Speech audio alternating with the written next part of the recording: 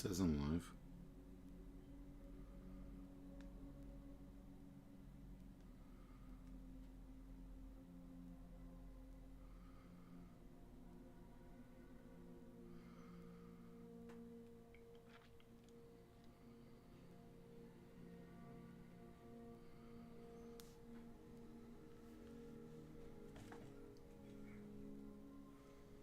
Okay.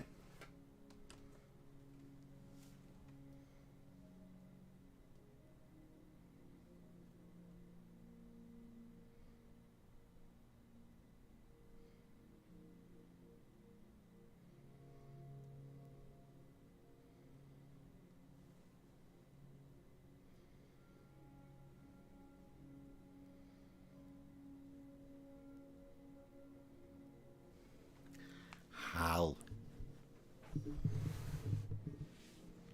Hello.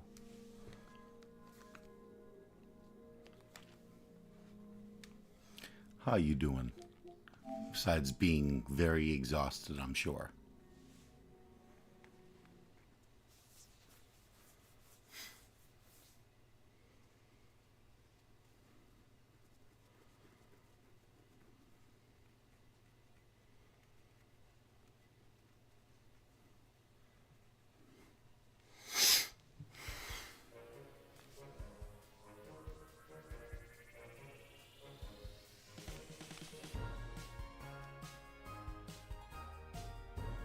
Wow, you were right. I'm at 34%. You said I'd be about a third of the way through the game.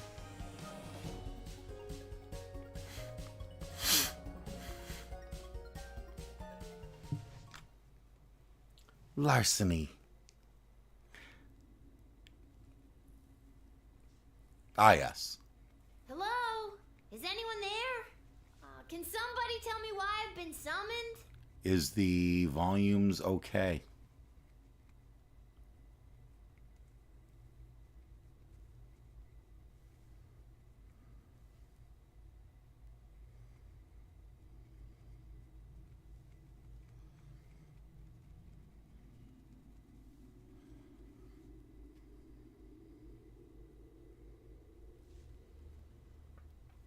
Okido.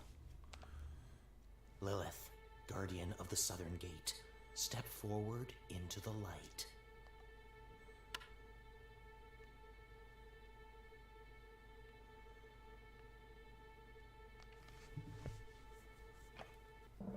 What is this? Who are you? Can somebody please tell me what exactly is going on here? Lil, you have been chosen. To play the hit game that's sweeping the sprawl. That's right, it's time for... So You Think You Can Save a Princess! What the hell is going on? Exactly. That's right, Lil. Today you're getting the chance to send one of these lucky adventurers on the escapade of a lifetime to search for and rescue your beloved Princess Desdemona. I didn't ask to do this. And let's find out who those lucky adventurers are. Adventurer number 1 is a hard-headed, go-getting warrior from the desert plains of the alluring Marvog Empire. Please welcome Neil Warkiller. Neil Warkiller. Adventurer number 2 is a nomad by nature, mage by profession, who likes the rain and getting caught in a pina colada. It's Articulous Flamehands. Likes the rain and getting caught in a pina colada. And finally, adventurer number 3.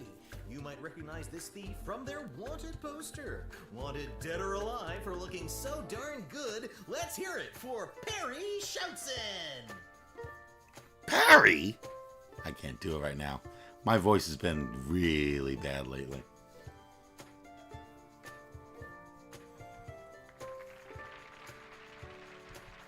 I still don't fully understand what's happening. It's a game show. And no heroic voyager would be complete without a shadowy figure pulling the strings from the darkness. So let's welcome our sponsors, Lieutenant Striker, Councilwoman Ash, and Court Jester Malcolm. Duh. I'm rooting for you. Might makes right. Focus and the day will be ours. Information is power. Aim for the knees and bite, bite, bite. Now, Lil, you're going to get the chance to ask these adventurers a series of questions to determine their suitability for this quest. Okay. At the end of the third round, you choose the winner of the grand prize, being sent on a perilous mission to save the princess, a few guaranteed brushes with death, and a coupon for an all-you-can-eat dining experience at Monty's, home of the soup. Home of the soup.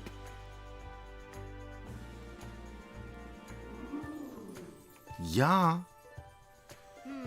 Dad does love Monty's. Let's do this. Round 1. All right, Lil, what would you like to ask our trio of intrepid would-be heroes?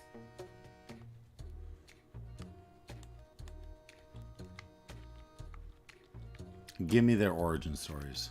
Where do you come from? And who would you like to ask?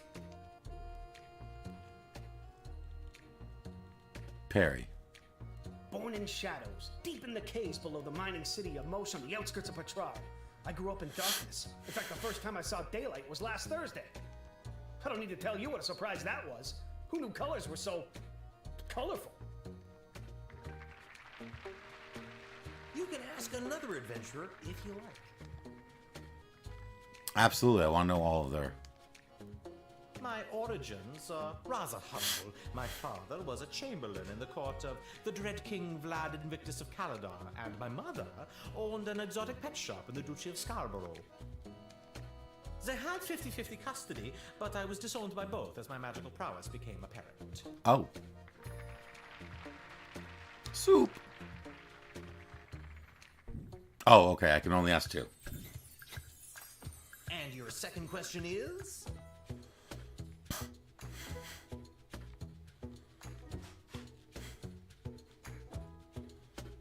How will you handle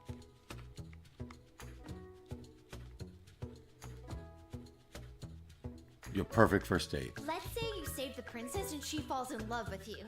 What's your ideal first date? And who's that one for? Here we go. We break into the Museum of Modern History here in the Sprawl. Security's a joke. We steal the crown and scepter of King Oswin that's housed there. We split the profits 50-50, shake hands, and go our separate ways. What a date. He's won me over. You can ask another adventurer if you like. Easy. We engage in feats of strength. Combat without weaponry, using only our bodies, one against the other. Oh. And as we begin to sweat, Oh, okay. I think we're done here. Ooh, I could go on that date. That answer unearthed the full extent of your incompetence. I was ready to wow the child with mine. Let's stick to the format, folks. There's a rich tradition we're preserving here. Please, wait your turn. a warrior does not wait his or her turn. He or she acts. Oh. All right, Neil, calm down now. Oh. You are gaslighting me and the berserker spirits of my ancestors, Mike Melroy.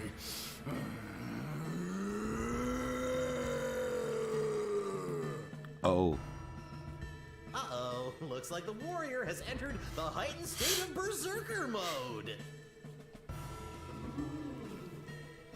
Lil, which contestant do you think will be able to get us out of this dilly of a pickle?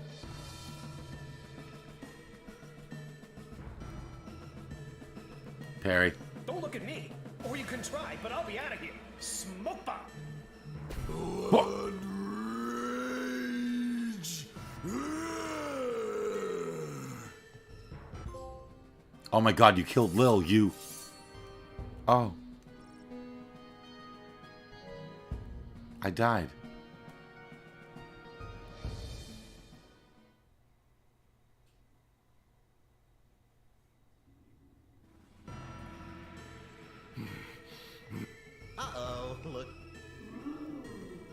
which contest... Neil, keep it together for just a few more seconds.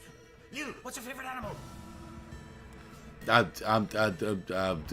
moose. What? A moose? That's too big! I'm not licensed to conjure anything bigger than a bread box! A bread box, Lil! Blood rage.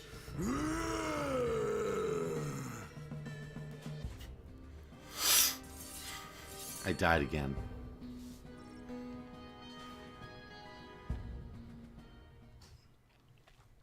I didn't know there was gonna be like insta-kill options. Uh-oh. Lil, which can... Neil? Sparrow. Neil, look at this little fella. It's his board. I feel the blood rage calming. I can't murder everyone present in front of something so small and perfect. I am calm. Whew. I'm glad you didn't pick anything larger than a bread box. I'm not licensed for that. Due to that unscheduled outburst, we are a little tight for time. Lil, do we squeeze in one more round, or are you feeling ready to choose? One more round. I think I got one more round in me.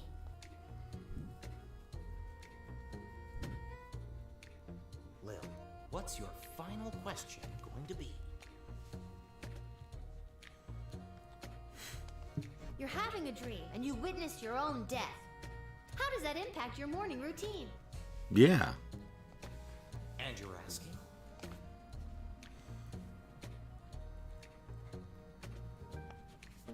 Normally I'm a coffee and croissant kind of guy.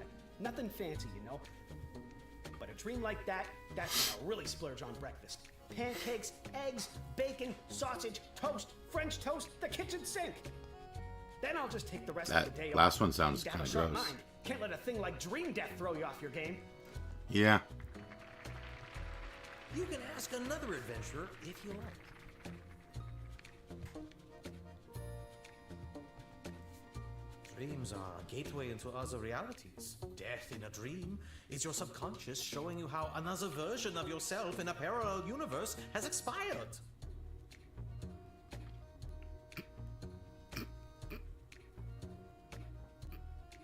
Okay, turtle. Any of a series of choices splinters our universe into fragments. So I mourn my fellow me's, and I am heartbroken that another version of myself has perished. It is a dark omen and should be heeded accordingly. Oh.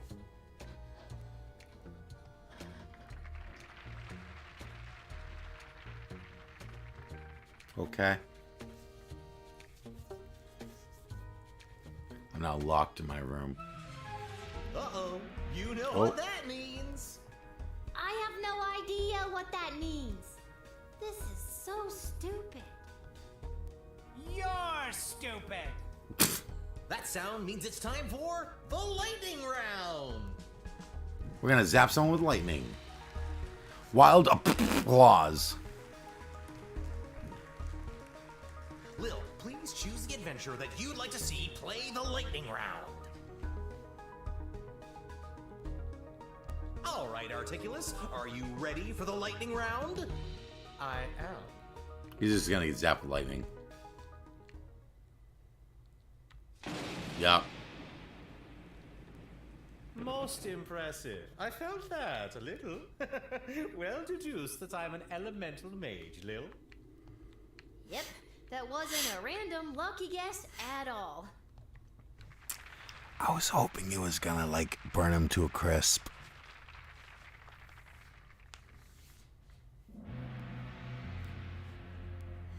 Uh-oh, you know what that sound means. Oh God, not again.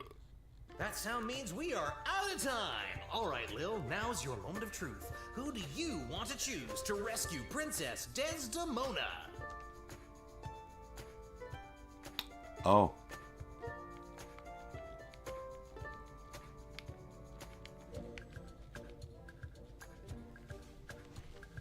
Damn, how'd you know?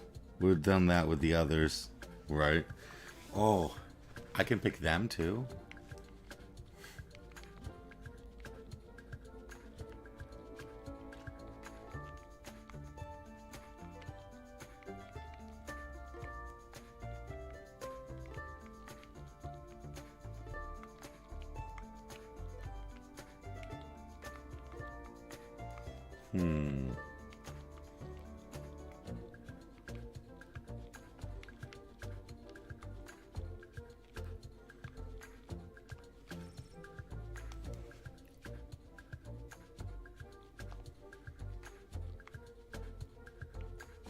Let's send Malcolm. Thieving arts might not be as sexy as a halberd or a fistful of magic missiles, but we Oh. have no idea what's befallen the princess. And my guy, he's your guy.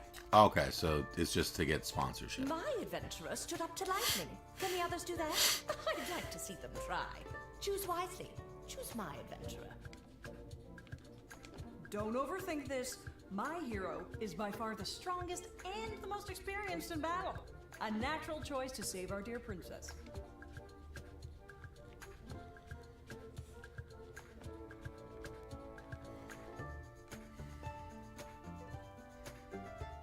I wish I could just be like, Malcolm, you go save her.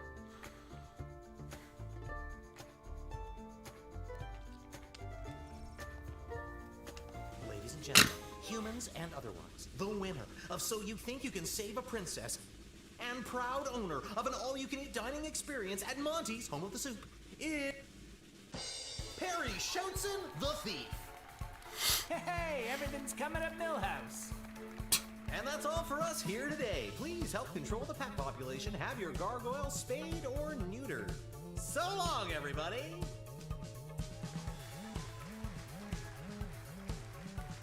Striker sounds like Dory. No, Elastigirl. Yes, she does. Rogue Champion. Chose the thief Perry Shoutson to rescue the princess. No fatality game show. Ooh. And then I had to choose who the heck was gonna rescue Princess Desdemona. It was the craziest thing. I got a trophy for not having any contestant die. Oh, like if I had shot, like, probably Perry, if I chose him for the lightning round, he probably would have died. He's a rogue. He can't tank it. And don't even get me started on the lightning round. You have the most vivid imagination, Lil. Why doesn't anybody believe me about these things? Can't talk, Lil. Pretending to wipe the counter while I eavesdrop on the prince and the praetor over there. Can't talk. Pretending to cook while I spy on that hunka fine piece of wizard over there. What? Him?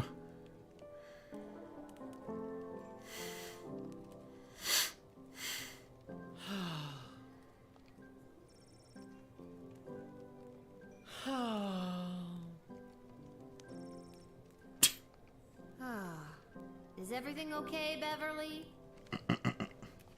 No, Lil. No, everything is not okay, Beverly. My dear true love, Princess Desdemona. Just to recap, this is the dear true love that you've never met, but one time you both happened to be at the Goblin Ball Stadium? You phrased that so beautifully. Yes, that same she. That same she.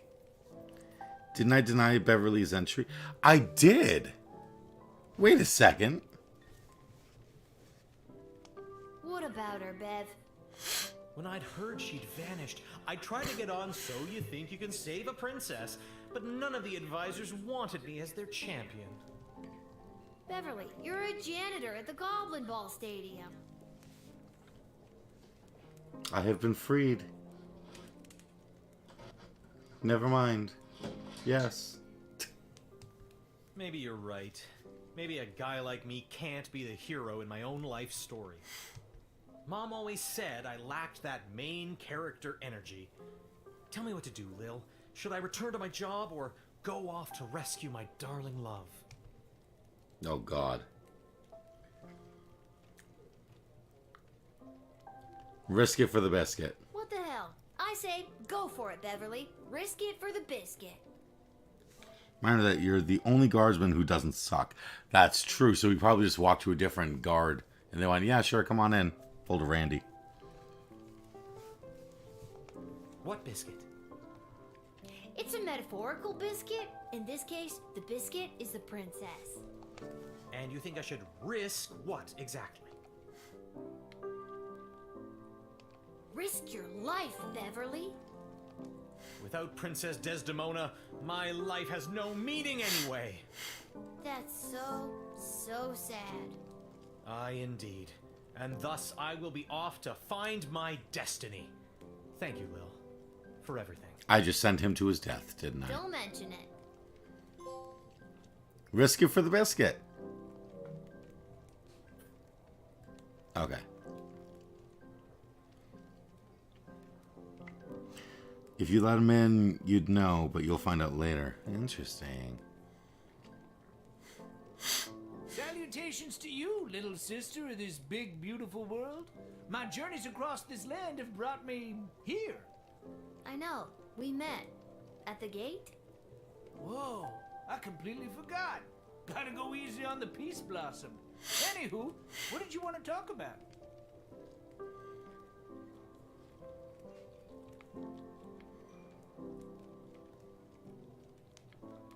What do you know about Malcolm?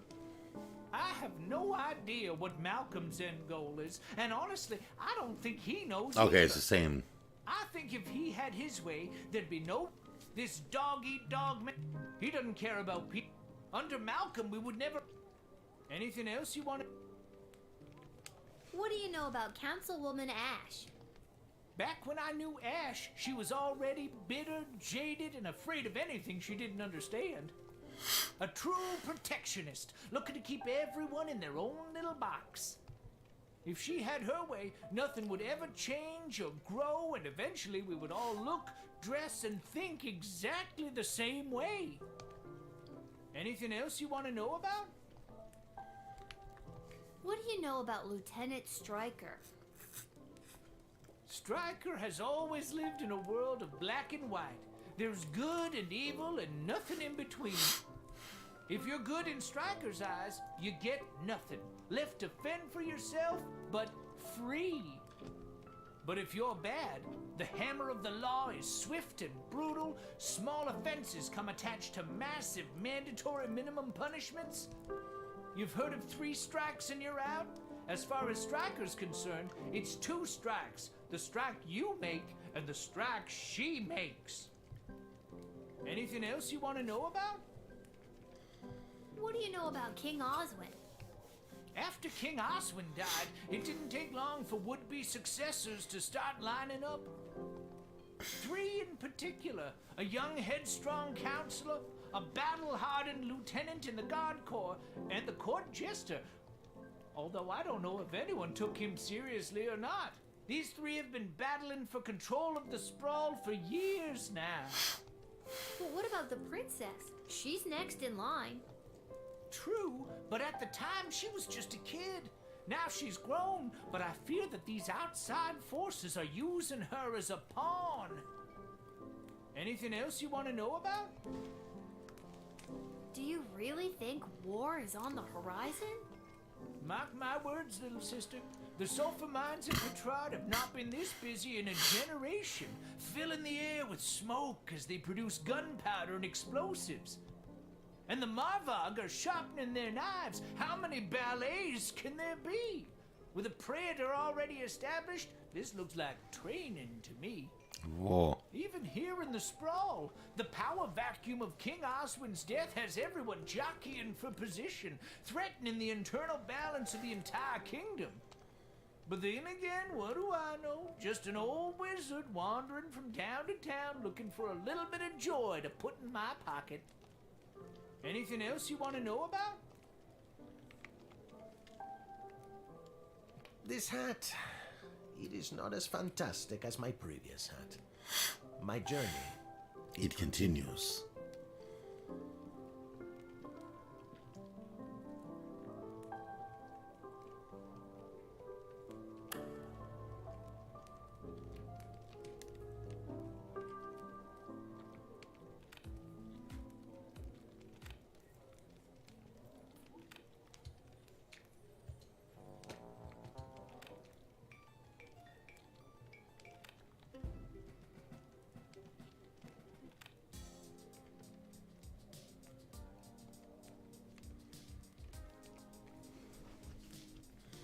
Pathetic, weak coward! You should do the honorable thing and let me kill you. Oh, you would just love that, wouldn't you? Yes, I would. I would like to commend you on your choice of adventurer. The princess is as good as rescued. On behalf of the Marvog Empire, I vehemently disagree. You had the chance to send a powerful warrior, but instead you chose a sneaky, deceitful thief. She made the right choice. The kingdom of Petrard supports her. The Marvog Empire would grudgingly accept an apology for your actions. Looking back, I agree with you, Praetor Kargan. If I could do it over again, I would choose the warrior. Please forgive my error, and do not take it as a slight against the Marvog Empire. The Marvog Empire accepts your most gracious apology. There, you see? truly are a friend of our people, and this will not soon be forgotten. You almost forgot it like 3 seconds ago. This slight shall be remembered by the kingdom of Petrard.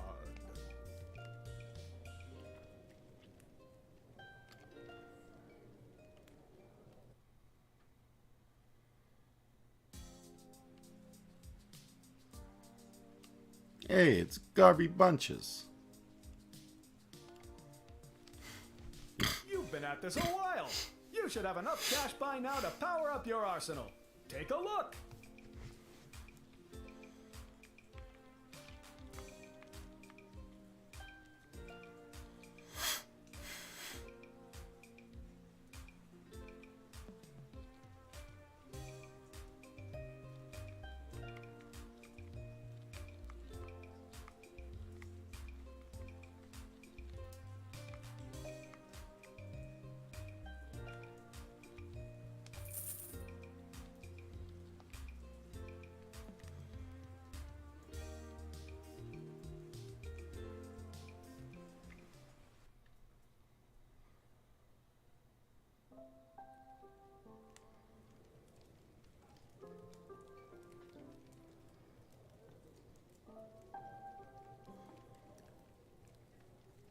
So how's everyone doing today?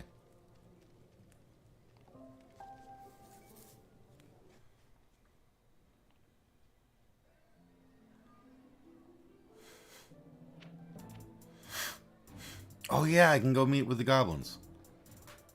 Totally forgot about that. Tired? Yeah, I bet. Ugh. You told me earlier you were tired.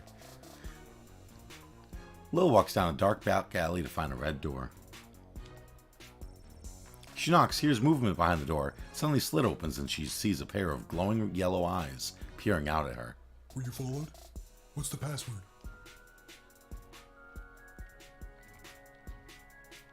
Swordfish. Get out of here, kid. Go home. Wait a minute. I think I've got it here somewhere. Viva la Garbo Lucien. Come on in. That was a reference to an old movie, a hacker movie, where the password to get in was swordfish. Don't even get me started. Who do they think built this city up into the sprawling metropolis they get to enjoy today? Because it sure as hell wasn't humans. Did humans haul the stone that became our roads and buildings? No! Troll labor did that! Did humans dig the intricate system of subterranean tunnels that became the world's greatest sewer system, getting our piss and shit off the streets? No! Our mole brothers and sisters did that! Huh, this was very different for you? The late King Oswin was a man full of empty promises. He vowed to end the persecution and oppression of all goblins, dwarves, kobolds, vampires, you name it. But last time I checked, I'm still treated like a second-class citizen.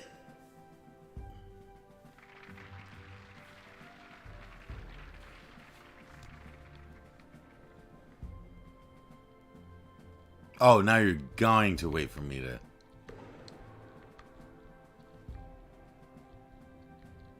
The day of the royal wedding approaches, and the powers that be are sitting fat, but they are blind. Hear my words, people. That day will be their undoing. That day will be their reckoning. A change is coming on that wedding day. Will you RSVP for the revolution? How is it different for you, Sora? Go home, everybody, and keep your eyes and ears open for what happens next. I invite my inner circle to join me downstairs. Light refreshments will not be served as Carl forgot it was his week to bring orange slices. Carl. No one was here? Oh. How's it going, Gobos? You came. You owe me $5, Gary. It's worth it. Did you hear him? Isn't he amazing? What did you think? That head goblin guy is amazing. I'm sorry. I really had no idea how bad it was for you guys. You're lucky his slide projector broke down. The audio visuals make it even more horrifying. So, is something really gonna happen on Princess Desdemona's wedding day? Like an attack? Who knows? The leader and his inner circle keep their cards pretty close to their chest. But whatever it is, it's gonna be a real game changer. Well, I'm just glad I'm not invited. It just turns Lil Guardsman into like a shmup. Just keep your ears peeled and your eyes to the ground. You'll get your chance to be on the right side of history. You'll see. I hope so. See you around, fellas. Viva la Gobbolution!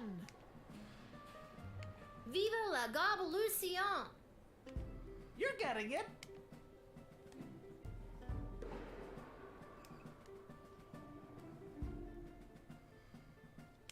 No!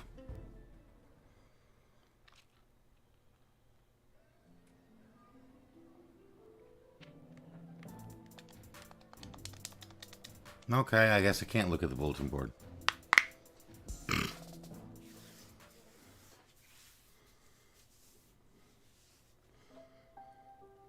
I wonder what was different between our playthroughs. I think I've done everything I need to do.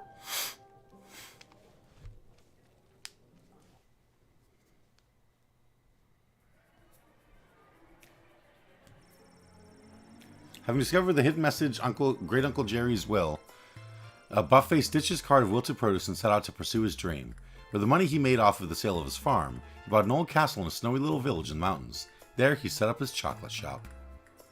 After months of painstakingly collecting ingredients and mastering intricate recipes, he unfortunately discovered that the castle he purchased was extremely haunted. Nobody in town believed his pleas for help dealing with spirits and phantoms. In fact, the town doctor had him declared insane and carted him off to the sanitarium, which, as it happened, was located in a different haunted castle. The children of that snowy little town still tell the tale of the goblin of the castle who smelled of moldy radishes. Thus ends Buttface's tale. The Edward the Great eventually arrived at Becky Schneiderman's birthday celebration. He hit the ground running in with his tried and tested routine. He opened with "Pick a card," moved into "Is that your handkerchief?" and ended strong with the classic "How many eggs do you have in your pocket?" trick. Unfortunately, none of these impressed any of the preteen partygoers, which the Edward could clearly see now that he had his glasses. After his performance, the Edward enjoyed a piece of vanilla cake and awkwardly waited for Mr. Schneiderman to settle his payment. With a check in his pocket, the Edward went straight to his parents' garden shop to boast of his success. Unfortunately, the Edward's parents didn't consider a check for 37 gold, 40 before deducting the price of a piece of vanilla cake, to be much of a success. Aww. They were very disappointed in their son's career choice, which the Edward could clearly see because of his glasses.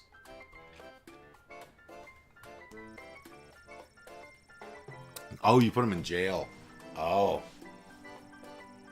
Yeah, and so they're like, yeah, no, we're not helping you. Screw you.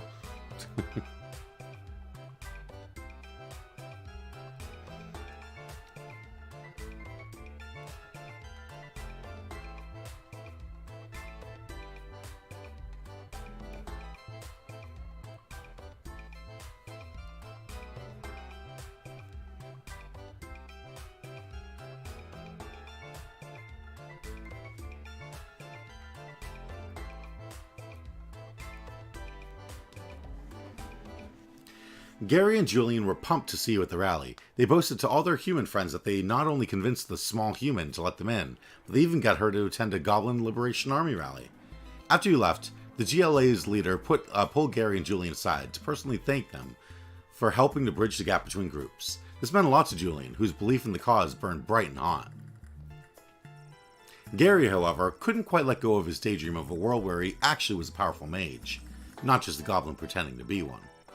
Sure, he would still support the efforts of the GLA, but he could do it while making fireworks appear from his fingertips, or while conjuring miniature unicorns to delight and entertain his pals. What started as a simple 2 goblins in a trench coat grift woke something up for Goblin Gary. From this day on, he would begin his quest to become a wizard. Now all he needed was a robe, a scar, and a depressing orphan backstory.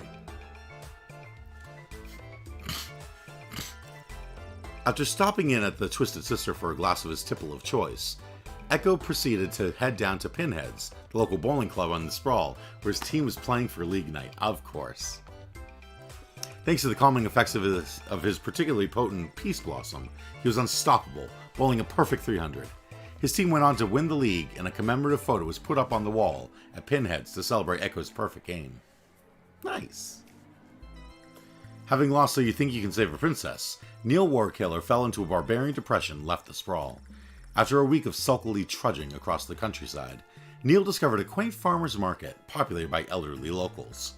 Lending a hand here and there with the various farmers selling their produce, the once fierce fighter found employment and ultimately peace with a flower vendor. On his way out of the studio, Articulous Flamehands got a static shock from the door handle. Then he got one from touching a coin, and another big one when he bumped into an empty suit of armor. This phenomenon lasted an entire week, during which time he found it impossible to eat with metal cutlery or drink from his favorite beer stein. He lost 3 pounds. After winning So You Think You Can Save a Princess, Perry Shoutson threw down one of his patented smoke bombs to mask his swift escape. Once outside, after recovering from minor smoke inhalation, the sly thief began to pickpocket, stalk, and eavesdrop on everyone in the Sprawl for any dirt on the whereabouts of the lost princess. And then it hit him. It was a brick thrown by someone angry at Perry for stealing his wallet. Seems that the thief had failed his hide in shadows check, and there was a small mob forming around him. A trusty smoke bomb would get him out of this bind, he thought, and it would have if he hadn't used his last smoke bomb to exit the game show studio. After retrieving their stolen property, the mob carried Perry to the tallest star in the Sprawl and threw him off. No one would ever be bothered by Perry Shoutson again. Yeah, the princess is still missing.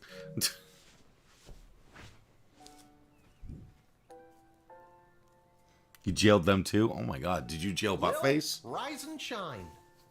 What? Dad, you rise, you shine. I'll take 5 more minutes. It's time to get up. Shouldn't you be down at the guard shed? And shouldn't I be heading down to cover for you? Do you want the good news or the bad news? We have to work the night shift tonight. Oh! I'm going back to bed.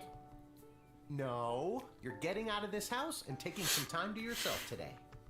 Why do we have to work the night shift? Good news or bad news?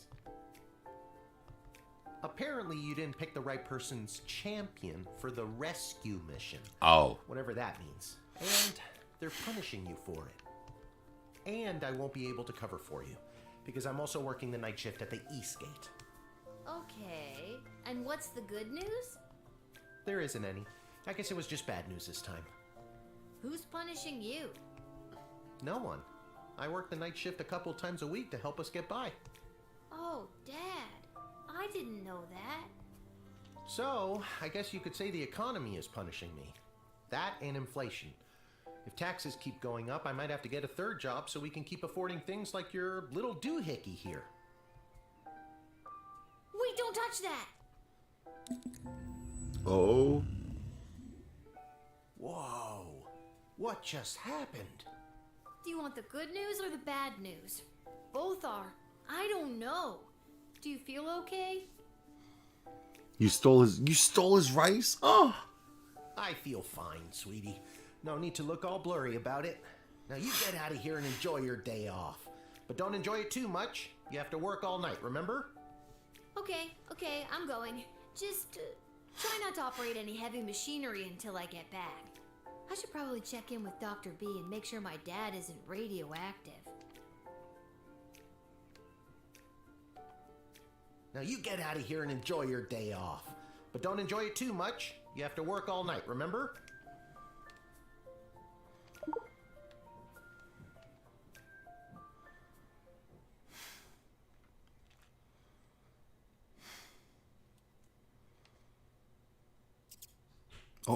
Oh.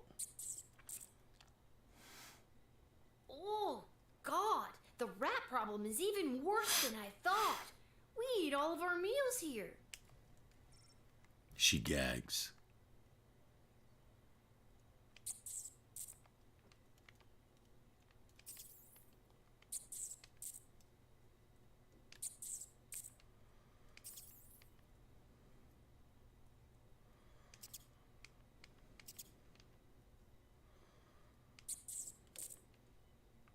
This hat, it is not as fantastic as my previous hat.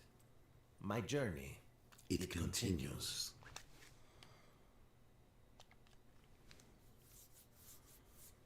Are there rats out here too?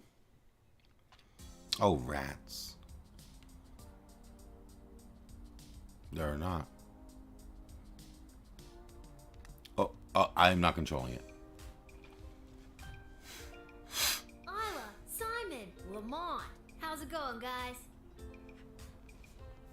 Hey, if it isn't Little Miss, I haven't been around for a while.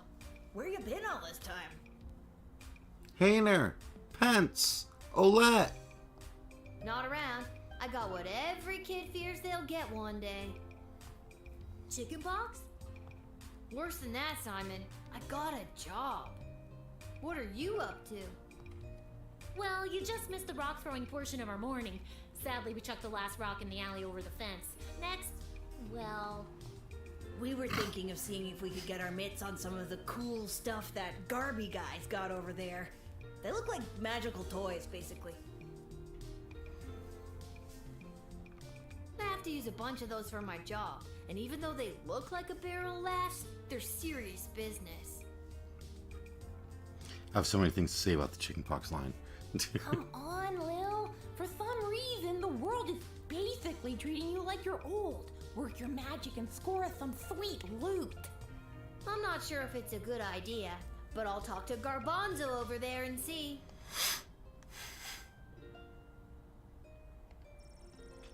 Most of these criminals are part of the notorious Hilltop Gang. Bunch of dorks.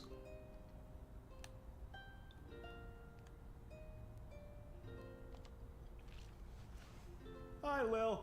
Sorry, I'm not quite ready to open up the shop yet. I can't seem to find my inventory key. What are you doing up so early? Working the graveyard shift tonight. So, I'm finally available to see some of my friends who have responsible parents and reasonable bedtimes. People like those small hooligans over there? Those aren't small hooligans, they're my friends. And I was actually coming to talk to you about letting us borrow a couple of items. I stand by my statement. And we can talk about loaning you some merchandise later. But first, I've lost the key to my inventory, and I think one of them might have stolen it. Oh. Maybe you could talk to them for me. Work your little guardsman magic and see what you could do to get it He back. said the thing. He said the thing.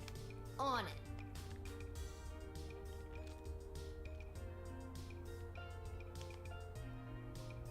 Alright guys, time to confess. Which one of you took poor Garby's inventory key? Wasn't me. I don't know. I ain't saying nothing. So that's the way it's gonna be, is it? Listen, I need that key to upgrade tools and buy more power crystals. So one of you is gonna tell me who's responsible. Are you a lawyer all of a sudden? Nope, but I'm a guardsman. I hope you got your story straight, cause I really don't want to go down to the guard shed and get my metal detector. So tell me, which one of you took Garby's key?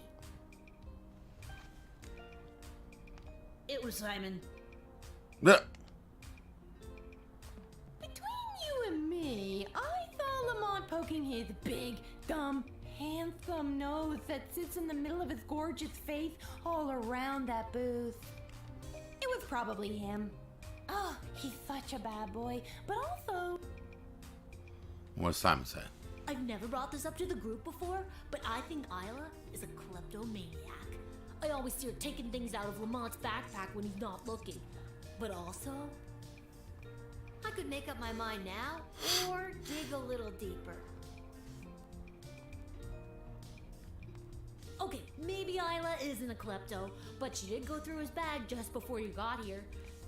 Maybe she's got a good reason to be going through his stuff. I got here third, so I didn't see anything. I know it wasn't me. I'm in a bit of a two-strike situation with my parents, and I'll go to the National Ballet School in Marvog if I get in trouble again. Oh. But I'm telling you, Lamont got here first, and I saw him rooting around Garby's shop. I said it before, I'll say it again. It was Isla. What?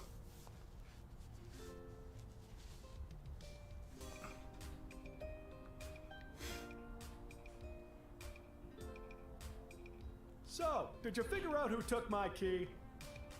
Yeah. I hate to be a narc, but I think it was. Lamont. It was probably Lamont. He's the tough-looking kid with the missing tooth. Thanks, Lil. I'll be right back. Hey, you! Mullet boy! Stay right where you are!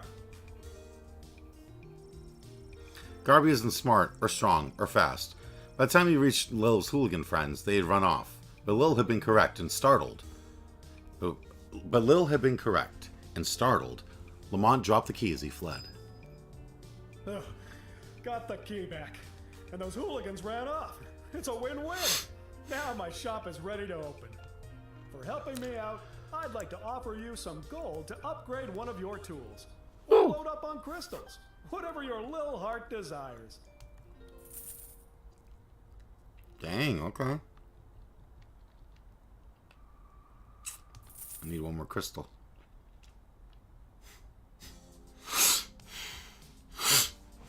Okay.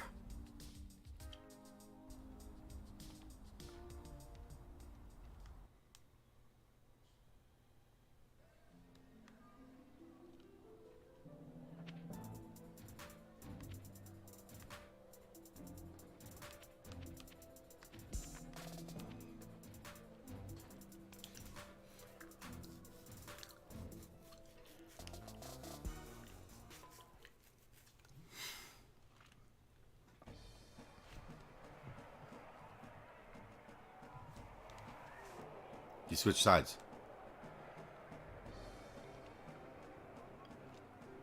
Oh, hello, dear. Are you here to watch the Goblin Ball game? Hiya, Mrs. A. I usually find Goblin Ball too boring to watch, unless of course there's a little action on it, if you know what I mean. I most certainly do.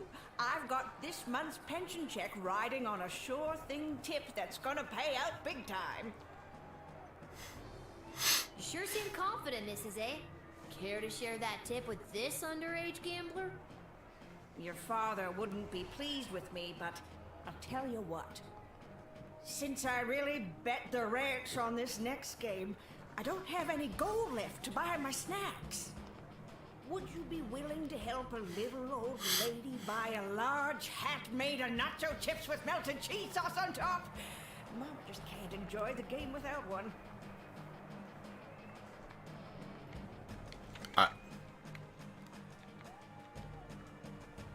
I don't think I should, Mrs. A. Heavily salted food at your age could contribute to what I'm guessing is an already existing heart condition. Why, you presumptuous little... No matter. I'm sure Fredo will spot me for it. I'll be good for it after my bet comes through anyway. It's the drug dealer grandma. Yeah. This hat, it is not as fantastic as my previous hat. My journey, it continues.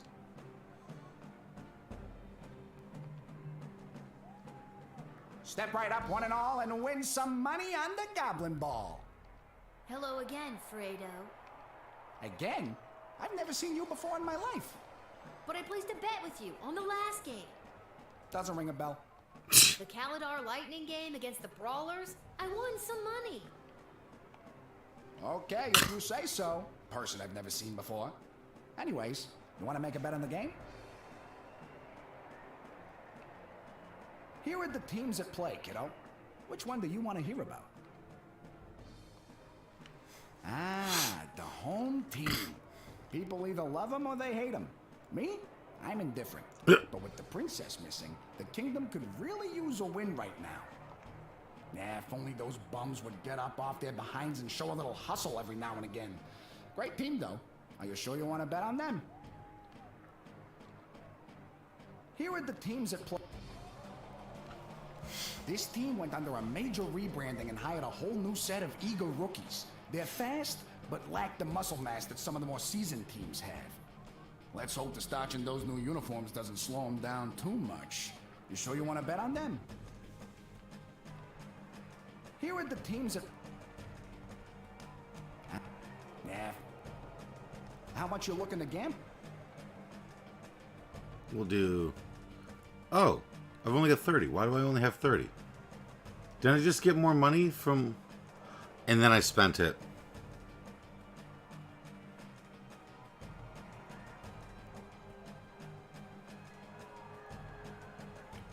Garby gave me a bunch of money, and then I immediately spent it on a new crystal.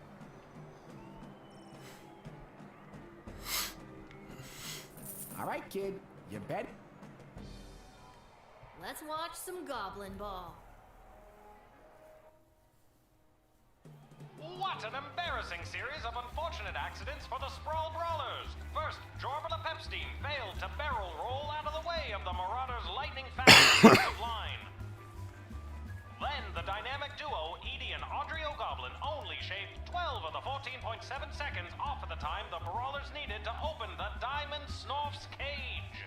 Aw, they didn't open the Diamond Snorf's cage? It all comes down to the final wagon wheel toss today, folks. And the coach has sent in Sir Warren of Bainbridge, the bad boy of the Brawlers' midfield passive-aggressive line. He's muttering something to himself. He spits. He lifts the wheel above his head. He spins. He spins again. He spins a third time, and it's launched.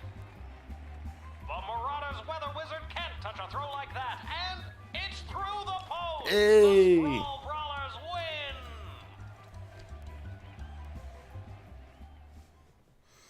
Chloe promptly forgets how purchases work. Lucky guess, kid. Come back next time for all your illegal gambling needs. Just ask for Fredo. Listen, I forgot that I had purchased something, okay?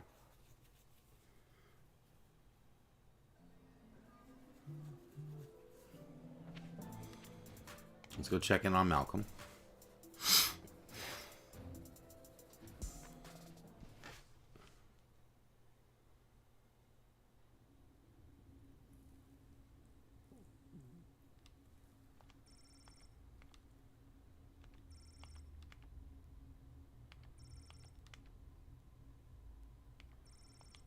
Lil knocks, but there's no response. Lil knocks, but there's no response. Okay. Oh, there's a speed up button.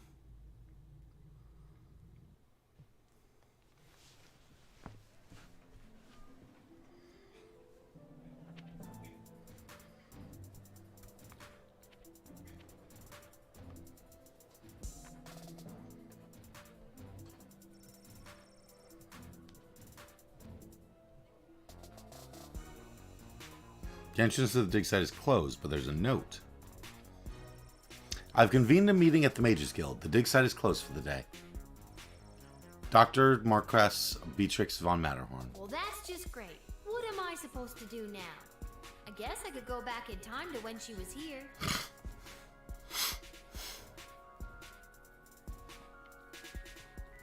I'd better not. But Dr. B did say I could only use it at the guard shed.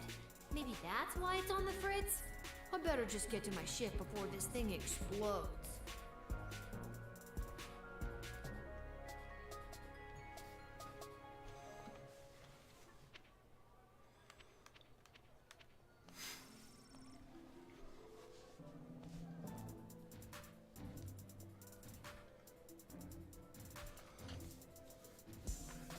Alright.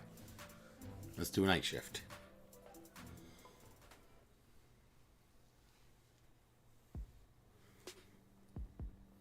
What's this? A mysterious present? Perhaps a secret admirer? Dear Lisa, thanks for picking my guy for the rescue mission. He left last night to find her royal missingness. We haven't heard from him since. Also, we think he took some stuff with him before he left. Anywho, please find and enclose the cash bonus of 500 gold. Wait, what? What do you mean we don't have 500 gold? The thief stole it? Well, that's just great. And now I've written this all down in this letter. Anywho, please find and close the cash bonus of 100 gold. Lousy stinking thieves, you can't trust them. P.S. Shame to hear you have to work the night shift. M. You received 100 gold. Sweet. There's no writ for the night shift. However, there's a book labeled Monster Manual sitting in front of Lil. Oh. Oh no. It's an entirely different, like, gameplay. Okay. The Sprawl Monster Manual, 1st edition. Doppelgangers, or shapeshifters. They are very rare. Their special attacks are shape change and sneak attack. They're weak to susceptible to physical damage. They are chaotic evil, and they are small to medium humanoid. Blah, blah. Does your loved one seem more addled than usual? Maybe they've been replaced by a doppelganger. These monstrous creatures have the ability to superficially assume the appearance of anyone. When dealing with a suspected shapeshifter, show them an item they should recognize. Where possible, show them their child. Show them Jimmy. Note, chemical compounds such as the patented tooth spray have no effect on what are essentially gelatinous blobs. So, can't use tooth spray on a doppelganger. Forest entities. I get it. Forest entities. They are rare. They stomp and or thwomp. They're weak to fire, a woodcutter's axe, and poorly administered town hall meetings. They are true neutral, and their size is climbable. The story of the first transformation from mundane tree to sentient mobile being is lost to history. These creatures are extremely dangerous, but generally motivated by threats to their territory. The bark of forest entity is often the site of cryptic magical runes and prophetic writings that can be deciphered.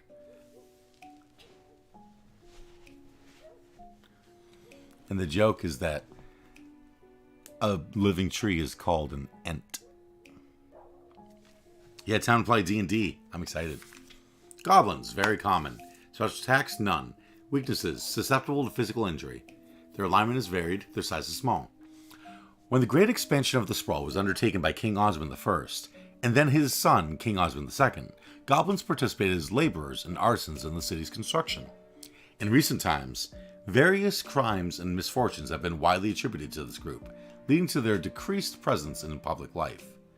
Whether or not they have an actual predisposition for crime and mayhem is hotly debated by the High Council and non-human rights groups. Herring, red. Frequency, about 50-50. Special attacks, cause confusion, create conflict when where none should exist. Weaknesses, careful consideration. Alignment, chaotic neutral. Size, small fish to giant and everything in between. Beware the red herring. Its siren's call has led many adventurers to follow the wrong path or to find enemies where none exist. Use your judgment and don't believe everything you hear or see. The temptation to believe a red herring is strong, but be vigilant and you will come out on top. Lycanthropes, aka werewolves. Frequency, rare. Their special attacks are bestial rage with claws and teeth. Their weaknesses are silver and the rising sun. They're chaotic evil. Their size is post-transformation, big AF. Academics are split on whether this affliction is magical or medical. The cursed or afflicted person suffers an attack or bite, and come the first full moon, transforms into a half-man, half-beast killing machine.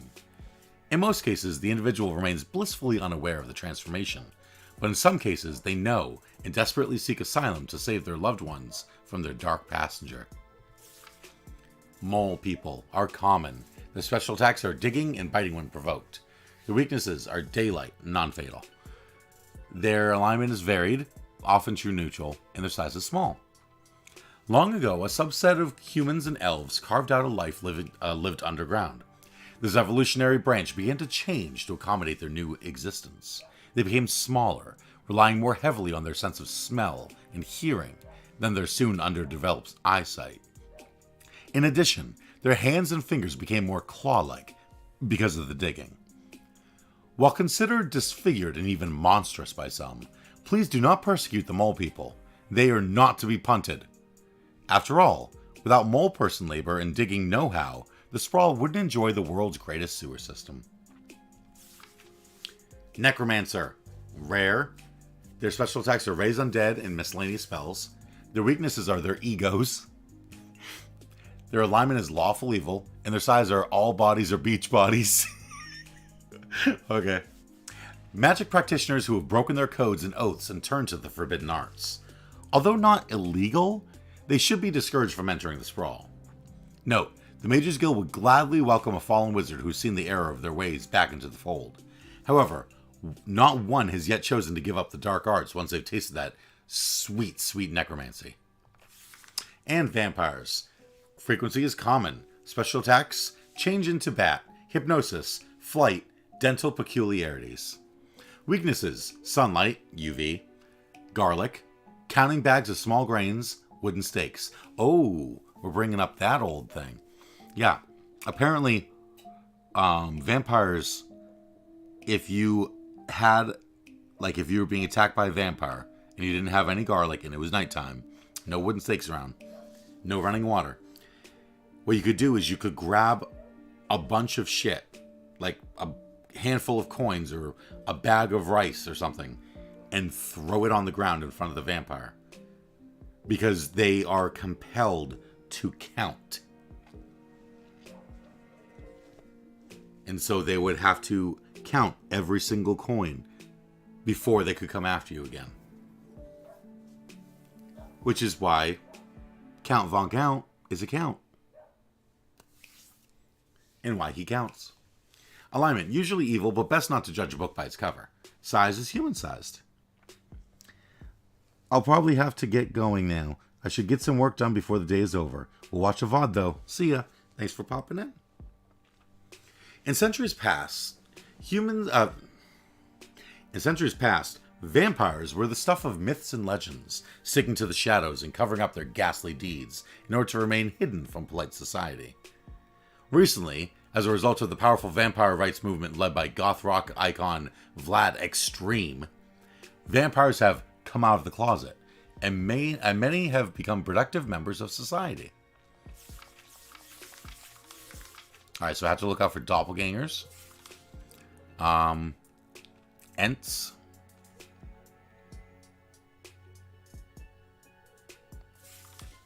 Goblins. Red herrings. Lycanthropes. Mole people. Necromancer.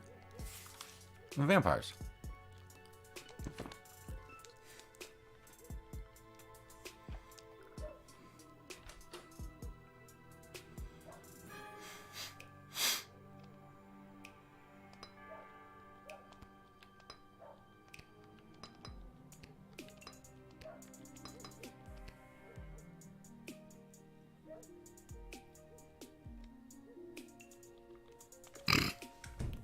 Is this where I finally use the bullwhip?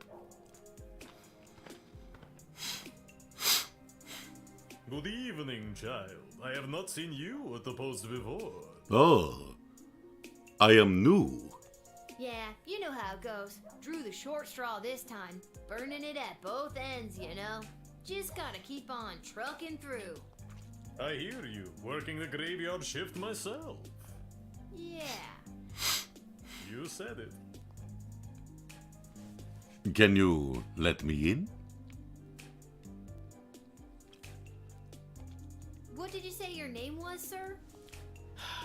Heinrich And last name? von Pyre. Heinrich von Pyre. Von Pyre? Von Pyre. Von Pyre. Title? Count. Your name is Count Heinrich von Pyre? Yes. That's a fun name to have. It is? Huh, it is. Why, thank you, little girl. I happen to come from a long line of vampires. I have no doubt in my mind.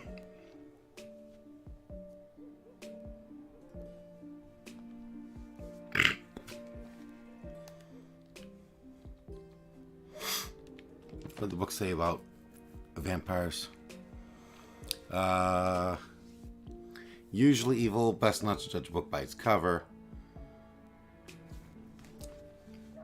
Yeah, he could be just fine. So, are you, Running late? Yes, I am. So if you wouldn't mind inviting me in, there is an urgent matter I must attend to. Did you say invite you in? Yes, it was an arrangement I had with the guard who normally works this location. An arrangement that, if broken, would be a real pain in the neck, so to speak.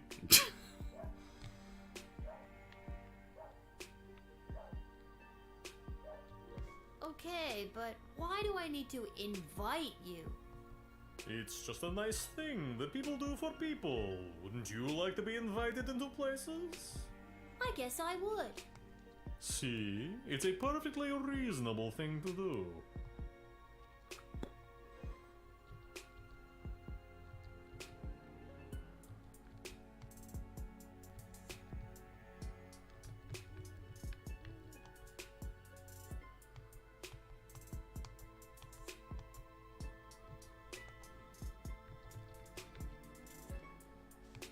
There is no way I'm gonna let you in. You're clearly a vampire. You're here to suck the blood of the innocent and create evil minions. Hey, there is no need for that. Excuse me? Yes, I am a vampire, but I am not defined by it. I am also a prominent member of this society, and I am running late for my job at my clinic. I am a chiropractor. Yeah, I thought he was gonna. Okay. I've never heard of a late-night chiropractic clinic before. It is for other vampires. There are more of us than you think. And I do not appreciate you discriminating against us with your hurtful and dated vampire stereotypes. I'm sorry, I never knew. This is my first night shift. I mean, sure, when the odd normie comes in, we crack their back and then maybe bite their neck a couple of times, but it's all in good fun. So this arrangement with the other guard, is a pain in the neck? Yes, I used to give him free neck adjustments for him inviting me in. No funny business. Now, would you kindly reconsider your choice and invite me in already?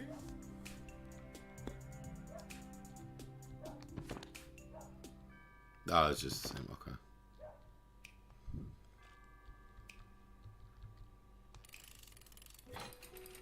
He seems legit.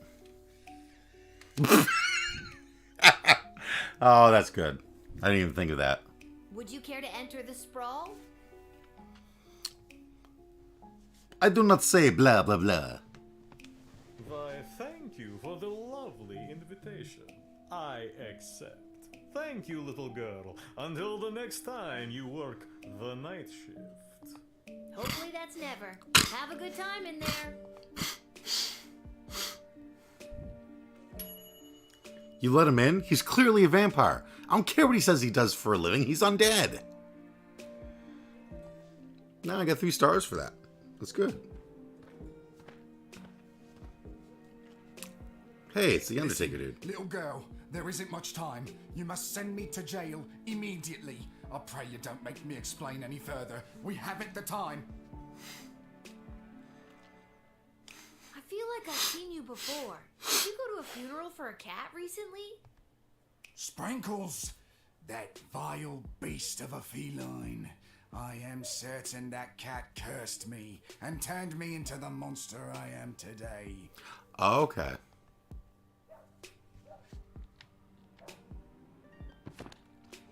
So he's a werewolf.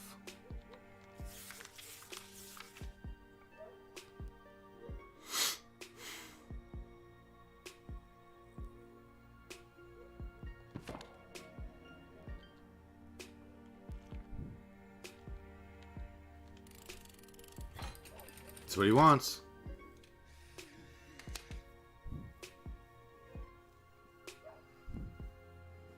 Thank you.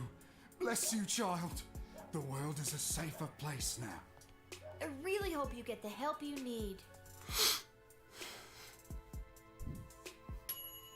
You observed and understood this man's affliction, lichenism. You made the right decision, and quickly.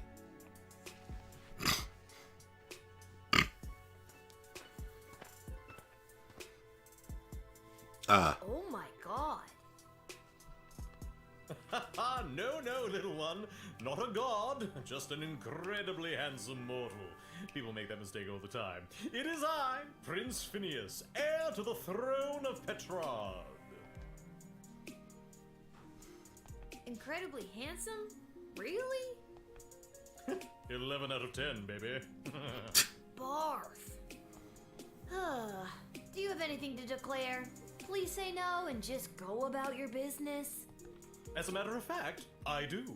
Ugh. Yeah, I was afraid of that. I declare that I am... Go on. What? You kind of trailed off there? What? You said, I declare that I am... and then... Then what?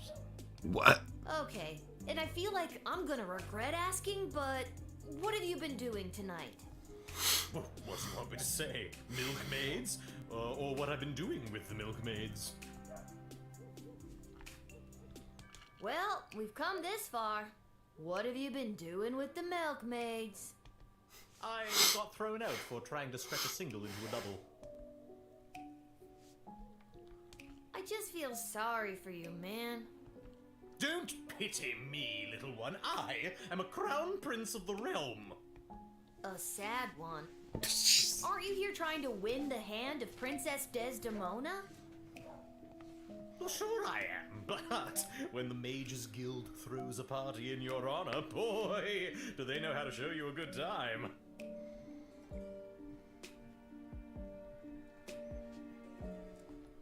And you can't stop a fox from stealing eggs, am I right? Huh? Wow. Good night, Prince Phineas. That's me. Ha ha. Yeah, I know. That's why I said it. Now get out of here, you drunk fool. Oh, all right.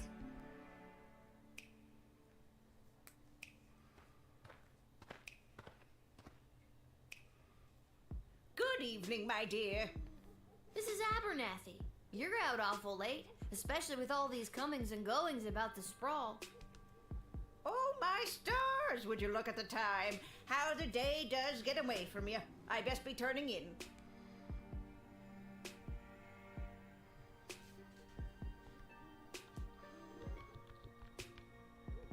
My dad will sure be glad I've seen at least one familiar face tonight. Your dad? Yeah, you know my dad, Hamish. Oh, yes, Hamish. Your dad, Hamish. Best be getting home to bed. Uh-huh. That's funny. I don't think I've ever heard you call him Hamish before. Right.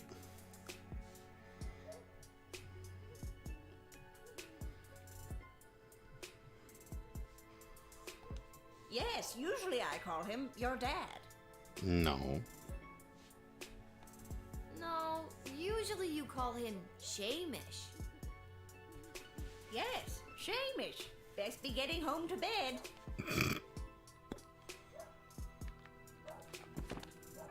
Okay, what am I supposed to do with a doppelganger? Show them an item they should recognize.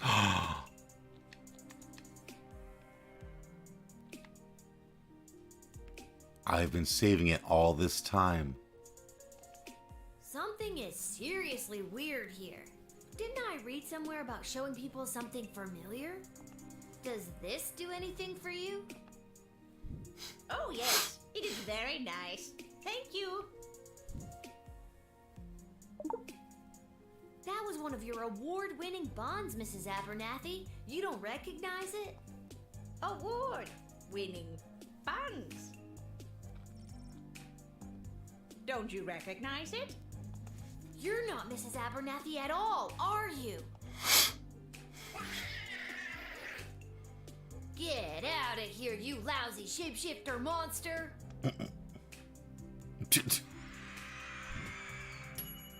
You tried to show Mrs. Abernathy her own buns, revealing her to be a shape-shifting monster.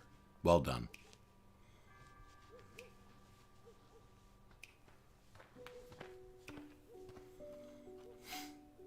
Well, well, well. A necromancer. It isn't the little girl who works the guard shed. I was hoping we'd meet again. I'd love to stay and chat, but I have a rather important meeting to attend. And what exactly is this meeting you're attending? If you must know, I was summoned by Praetor Kargan personally. It is a highly confidential matter that doesn't concern you. As a guard of the kingdom, you don't tell me what does and does not concern me. I tell you what does and does not concern me.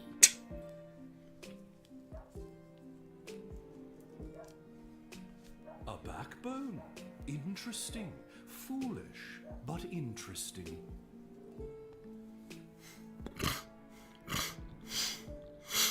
Why does Praetor Kargan want to meet with you? I'm feeling rather generous today, so I will tell you. The Marvog High Council, led by Praetor Kargan herself, are concerned. As ceremonial killings have become more and more common, their numbers continue to dwindle. With that in mind, the Empress reached out to me regarding the practice of necromancy to preserve the life force of some of these brave fallen souls. Necromancy? Isn't that bringing dead people back to life? Oh, child, it is so much more than that. With knowledge of life and death, the future and the past both fold atop one another, connecting us to all of time and giving us the ability to foretell not only what has been, but what is to come. Okay, what are we supposed to do with necromancers?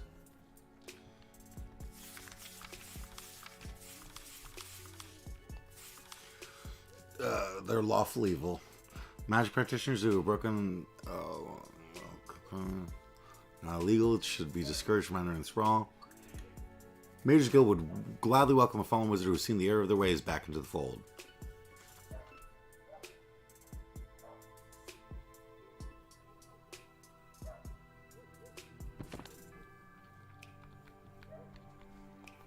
I've told you my business. I've played your game. Why do you continue to bar my access?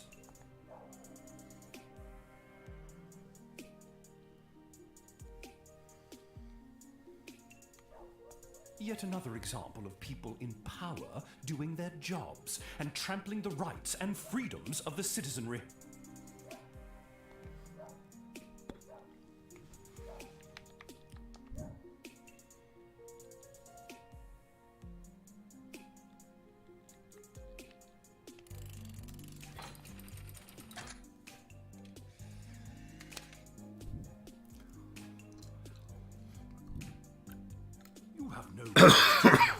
No right to even stand in my view, you pathetic smaggle. How dare you call me that? What's that? Smaggle. Yes, that is the word we mages use to describe worthless, magicless beings such as you. You are a prime grade-A example of a smaggle. Dude, that's pretty weak.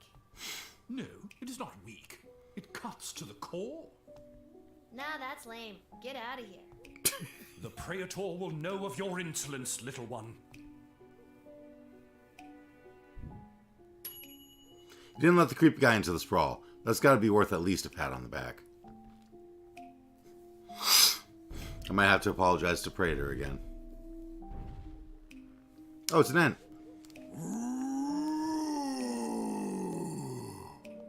Oh my god! Are you some kind of scary tree monster? Yes. Now let me in or I'll thwomp and stomp you.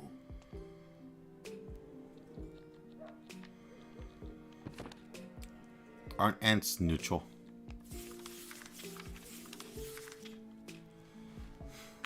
Yeah, they're true neutral. They're extremely dangerous, but motivated by threats to their territory.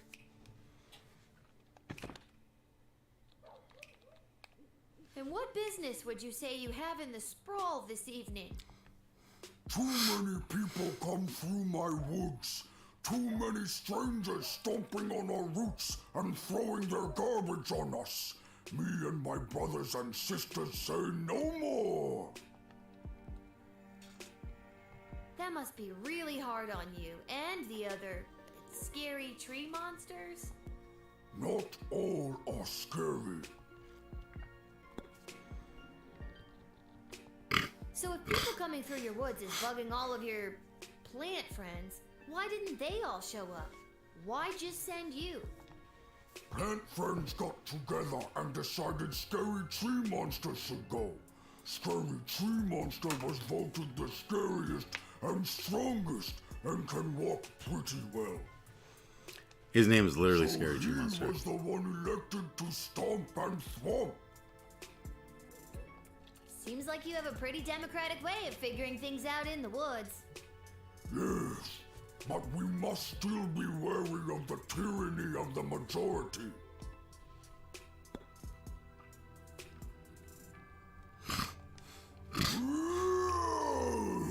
Enough with your questions. Scary Tree Monster will start his stomping and thwomping now.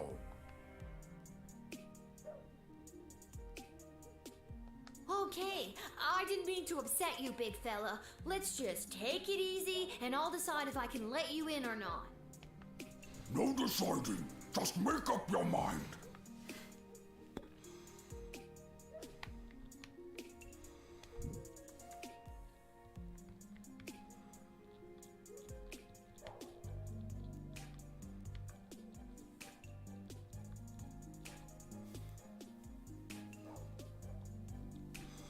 You can make your case from in jail. Don't forget about tools you haven't used any, because I haven't really seen any use to use them. I will allow exactly no stomping and or thwomping in this city on my watch. Guards, take this scary tree monster to jail. I will stomp and thwomp in your jail, and I will become king of the prison yard. I wish you luck on your campaign. Ugh. Made an angry, scary tree monster even more angry by sending him to jail. Maybe compassion instead of incarceration would have won the day. Alright, fine.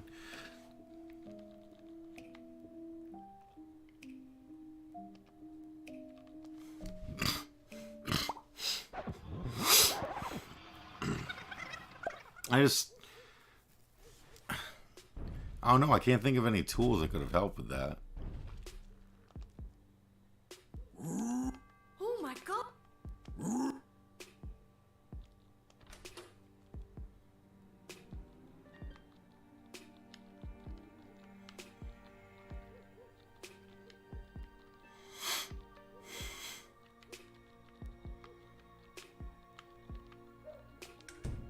Yeah, like, what is a decoder ring?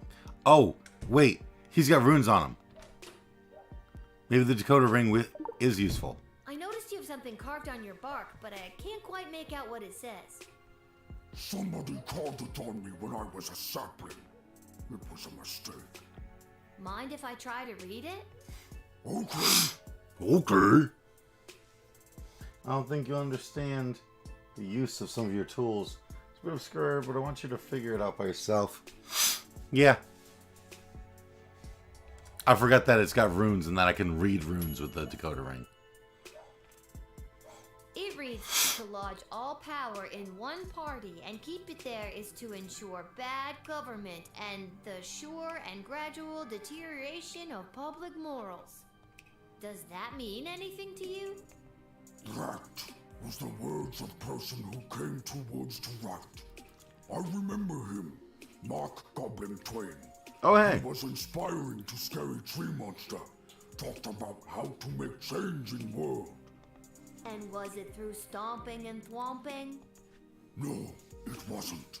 That was Scary Tree Monster's idea. He spoke of change through something called corrupt government systems. Maybe there's a better way to get people out of your woods. Maybe a more official way. Are you saying scary tree monsters should run for government office to implement real systemic change? Sure, why not?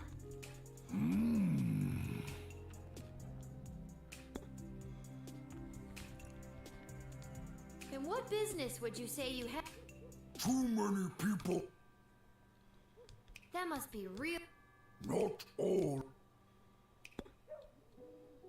Alright. I'm gonna let you in, dude. Please don't stomp and thwomp.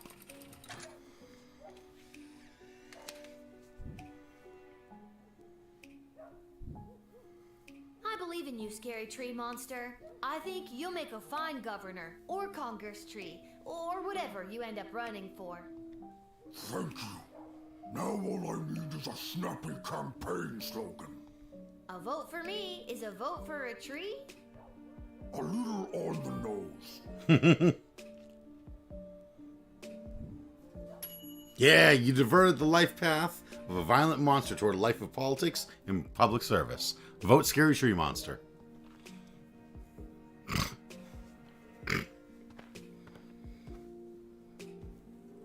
Hello.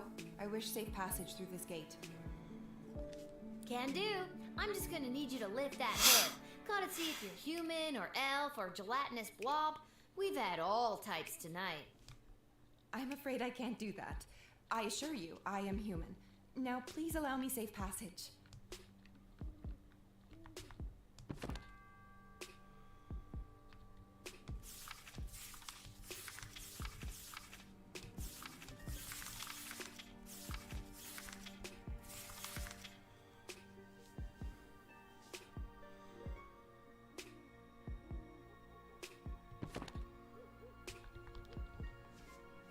Real mysterious, don't ask me any questions vibe going on? What's up with that? Don't ask me any questions. I simply have nothing to state or claim. I just wish to enter.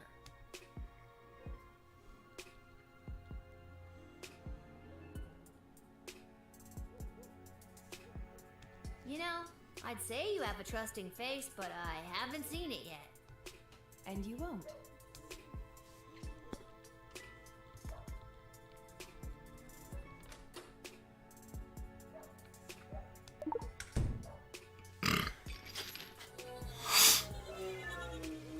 What's that?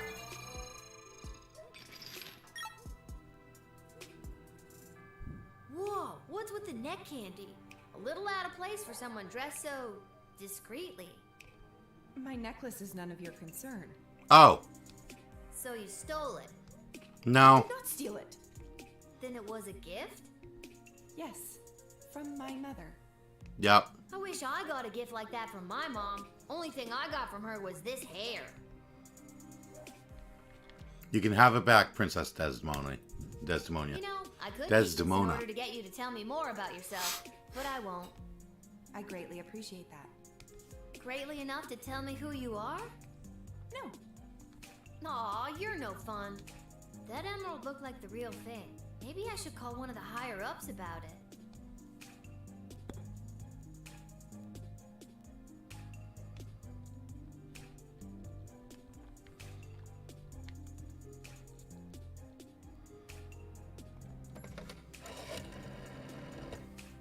I'm forwarding you to Mrs. Ash now. Please hold.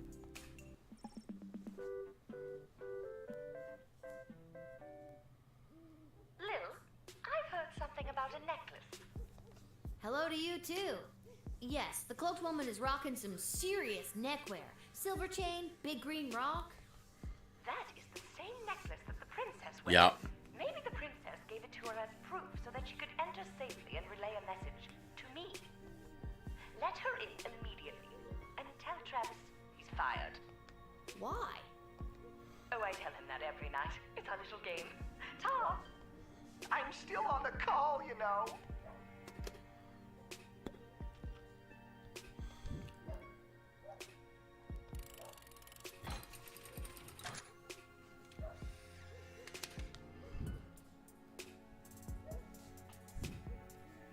I don't know why, but Something tells me I should let you enter.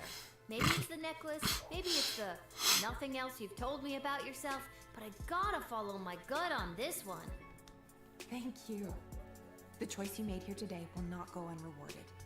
Tacos. What? Make my reward tacos. Okay, sure. Hooray! Seems this mysterious lady was hiding a royal surprise. Well deduced, Guardsman, and there may be tacos in your future.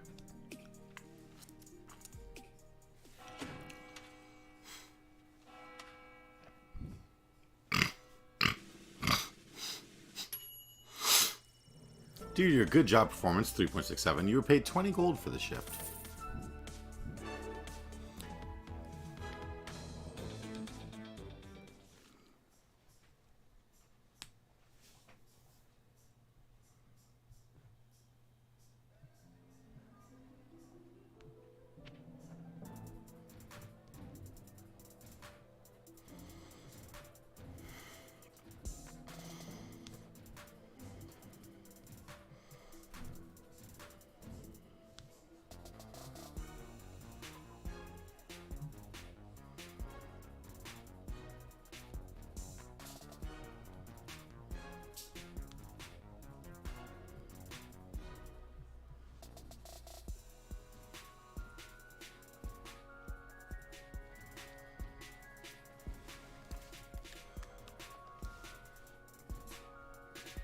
You gonna sit down, Venom?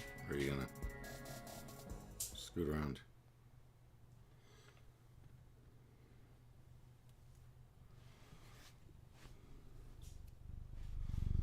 It's you! What are you doing here? Are you here to give me tacos? No. I've come to reveal my true identity to you. So, no tacos? Allow me to introduce myself. I'm Desdemona. Yeah.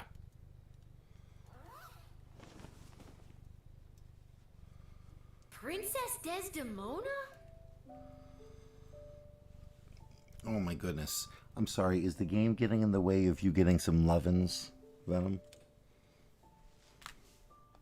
Nah, I knew it all along. No, you didn't. Why split hairs? But what about the kidnappers? What There kidnappers? were no kidnappers. Yep. I disguised myself and ran away. I'm sorry for all the commotion I've caused. I had to get away to say goodbye to someone important to me before my wedding. I don't understand. I'm being forced to marry one of the suitors from these two rival kingdoms. Yeah, that's old news. What I don't understand is why you, a princess, are here talking to me about it. Shouldn't there be more official people that could play therapist? Like Stryker? Ash? Oh god. Oh, not Malcolm. I know my father had faith in them. When I'm gone, your advisors will help maintain the balance, blah, blah, blah. They want me out of the way so they can control my father's kingdom. Oh my goodness. They've never been good at listening to what I want, or Venom. how I want to rule this land. Nobody listens to me. Sing it, sister. And now I'm being forced to choose between allying the Sprawl with the kingdom of Petrard or the Marvog Empire. You mean Phineas the Pompous Prince or Kargan the Praetor Terror? And it doesn't even matter if I love them or not. At the end of the day, it's strictly politics. Lucky me. Yeah, she was saying goodbye to someone she actually likes. This is the first time in the game I've been okay being 12. Venom.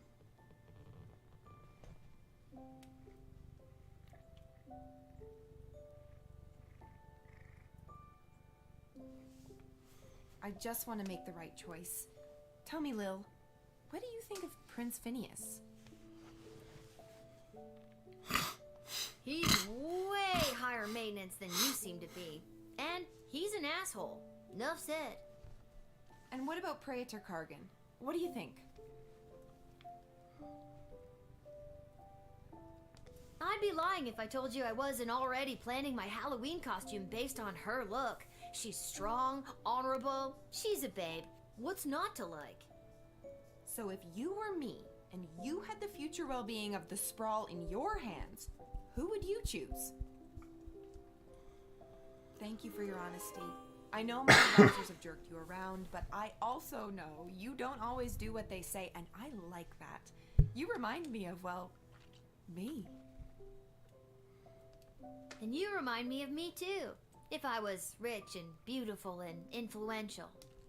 Oh, you are influential. You've changed the course of history more than you know.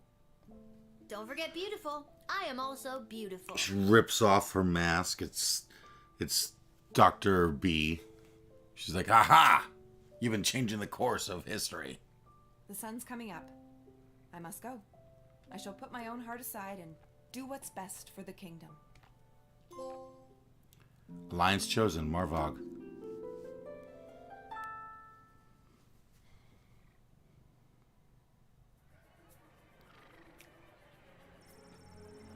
Although clearly a vampire, Count Heinrich von Pyre was also a registered chiropractor with a private practice on the outskirts of the rapidly gentrifying Little Ogre Town neighborhood. After entering the sprawl, the Count went to his clinic to open for the night. He had a long list of appointments. The Swamp Thing needed an activator adjustment. A mummy needed deep tissue massage, and some acupuncture with electric current was just the thing for Frankenstein's monster's stiff neck. It was looking like it was going to be a typical night until an angry mob brandishing pitchforks and torches showed up at Count von Pyre's door. The horde was led by none other than Myrna Hurricane, local schoolteacher and leader of the Better Business Bureau. Although lumbars were being loosened, there was a steadily growing number of complaints about bitten necks and cases of anemia resulting from the Count's medical practice. She was there to put a stop to it. Maybe it was the light of the torches reflected in their eyes, but it took just one look for Myrna and the Count to fall madly in love. Or it was the fact that he is a powerful vampire. One of those things. The Count swooped down and lifted Myrna up out of the angry mob. He bit her at least 3 times and made her drink his own blood to facilitate her own vampiric transformation. She left her gig at the Better Business Bureau, and the Count welcomed his new soon-to-be bride into his castle. Now, along with dealing with that pesky Van Helsing fellow who kept trying to kill him, Heinrich also had a wedding to plan. It would have been funny if it's like, she thought about leaving her gig at the Better Business Bureau, but as a vampire, it's perfect. The afflicted man was safe from the transformative rays of the full moon, and even should he have transformed, the thick iron bars would have protected everyone. Although the good people of the sprawl were safe from the wrath of his curse, the mourner was not spared the aggression of his fellow inmates. Cornering him in the cell, they shanked him with a handmade shiv, leaving him there to bleed to death. Luckily, the shiv was whittled out of a silver spoon, miraculously curing him once and for all of the curse of the beast that had attacked him so long ago. After a fortnight of recovery in the prison's infirmary, the mourner was released back into society. Unfortunately, on his journey back to Scarborough, in the Shire of Bessarion, the mourner was attacked by a different werewolf, and suddenly he's cursed again. Seems that if it wasn't for bad luck, this guy would have no luck at all. Crown Prince of Petrard, Phineas Pomp, stumbled back to his lavish lodgings at the palace. Hungry and drunk, he lit the fire and put on a pot of stew before passing out on the floor. He woke the next morning having no memory of how he got home, or why his room reeked of burnt stroganoff. But he did remember the rager of a party thrown in his honor by the Mages Guild, and the promises he made to them should he be chosen to marry Princess Desdemona. This Mrs. Abernathy was no Abernathy at all. In reality, it was a horrible shape-shifting monster. Running off into the night, the creature assumed a different identity and gained entry to the sprawl at another gate. Once inside the sprawl, we lost track of it. Having the ability to take the form of anyone made it difficult to track, so its whereabouts remain unknown. It was reported later that night that an unusually untalkative guardsman, Cecil, was trying to break its way into the sprawl's armory. Being denied entry, Guardsman Cecil apparently screamed in a high-pitched voice and ran off into the night. Be on the lookout, for this creature could be anyone. Tyronius Athanatos was unable to meet with Praetor Kargan that night. His promises of sharing the secrets of necromancy with the Marvog Empire went unfulfilled. If he had been successful, the Mages Guild and its agendas would have been conveyed to the Marvog Empire. And if that alliance was put in place and the Praetor was chosen for marriage by Princess Desdemona, who knows what nefarious plans would have unfolded. Dejected, Tyronius went back to his keep outside of the walls of the city and contrived another way to forge his allegiance with the Marvogians. He wasn't sure how, but he knew his next plan would have to be 100% low gate guard proof. With dreams of holding political office now planted in the scary tree monster's head, he stomped his way right to the city clerk's office at City Hall and waited for it to open. The next day, he obtained the necessary paperwork to run for political office. Unfortunately, Scary Tree Monster didn't know how to read or write. Revealing his illiteracy made the city clerk's receptionist laugh out loud, which angered Scary Tree Monster so greatly that he proceeded to thwomp her into oblivion. When the city clerk showed up finding no receptionist, they hired Scary Tree Monster on the spot to fill the role as their political aide. Scary Tree Monster was now a small cog in the political machine, and would no doubt rise in the ranks to one day hold the title of Counselor, or dare we say, Mayor?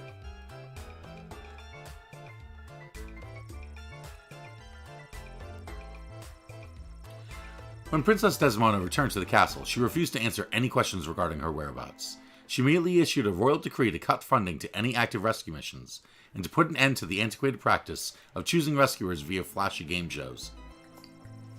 As she lay in bed that night, she reflected on the Lil Guardsman's advice. She knew that her decision would irreversibly alter the fate of the sprawl, and the fate of every soul who called it home.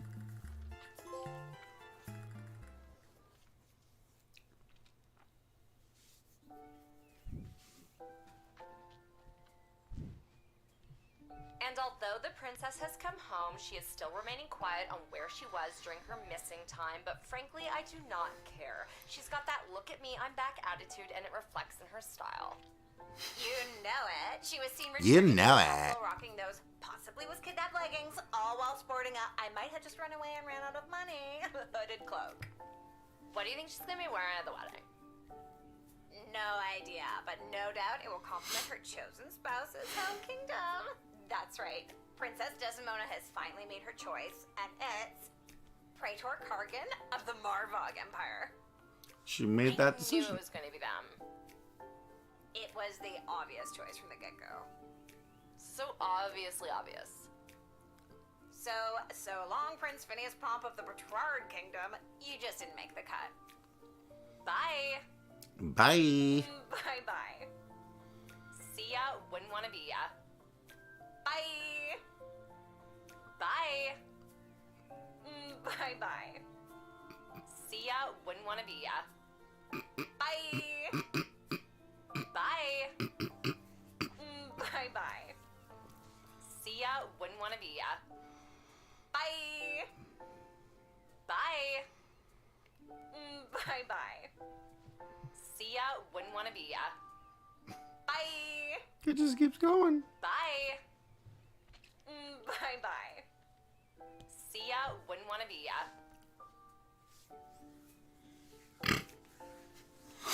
So, she made her choice.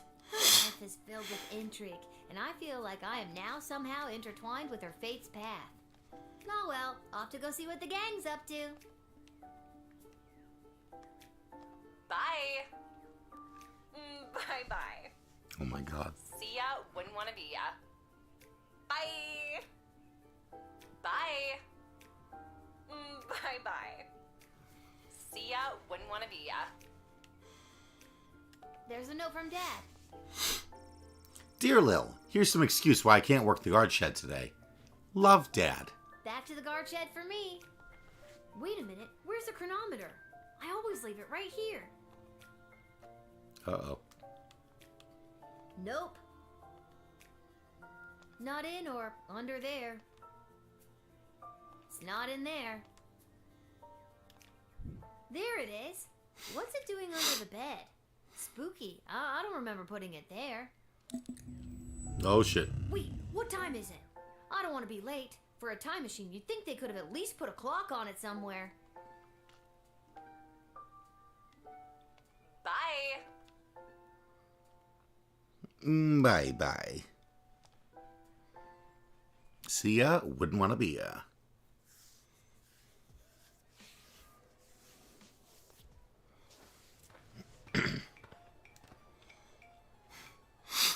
This whole wretched endeavor has been a disgrace, not only to Prince Phineas and myself, but to the entire history of Petrard. King Phineas and Queen Buttermilk will not sit idly by while their royal lineage is dragged through the mud. Oh, King Phineas, is he daughter of Queen Buttercup, son of...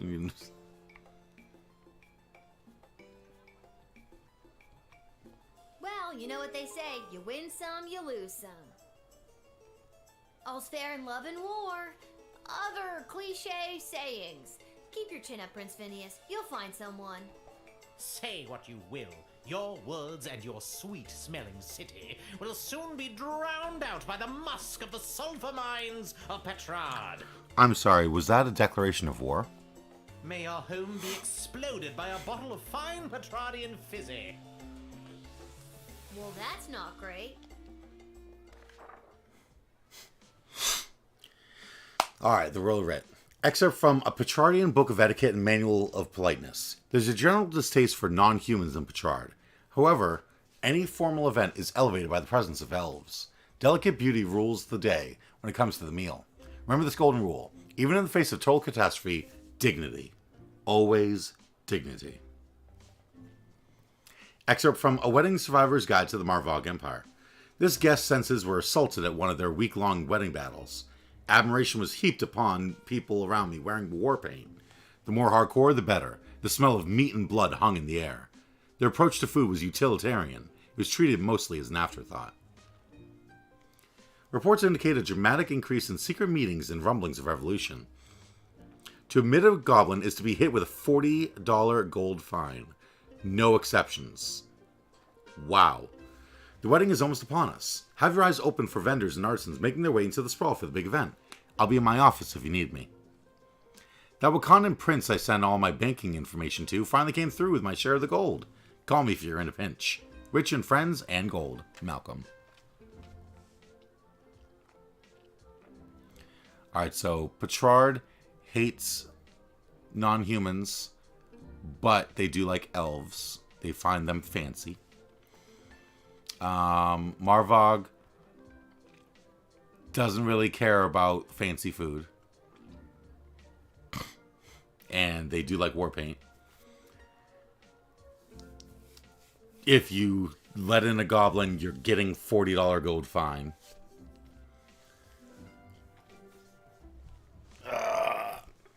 Keep an eye out for vendors and artisans and call Ash. And the Wakandan prince has money for Malcolm. Messed this up because I didn't read carefully. Oh boy.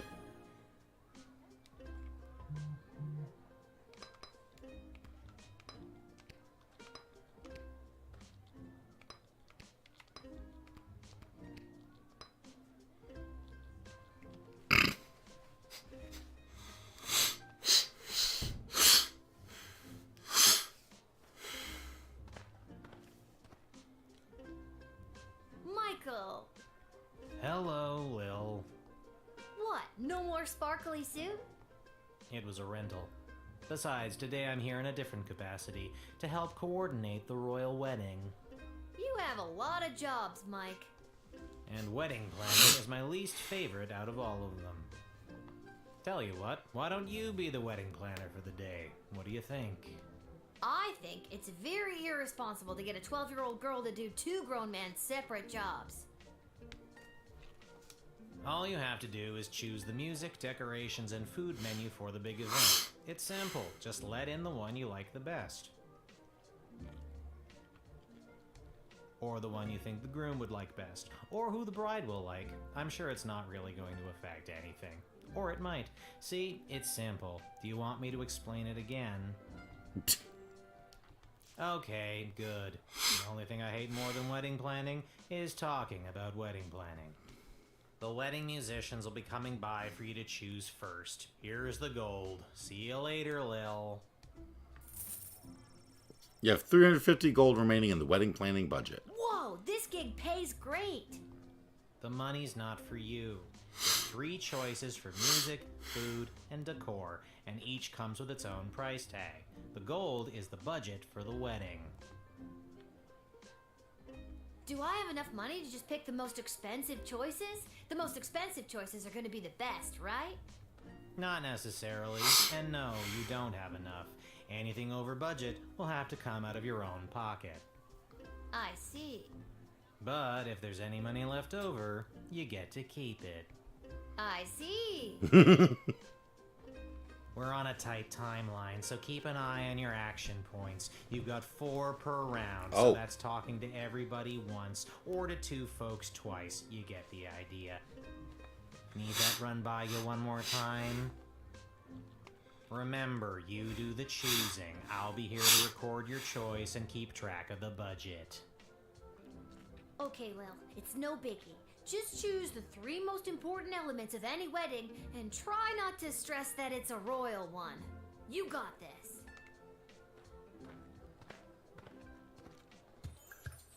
Weird Al Yankovic.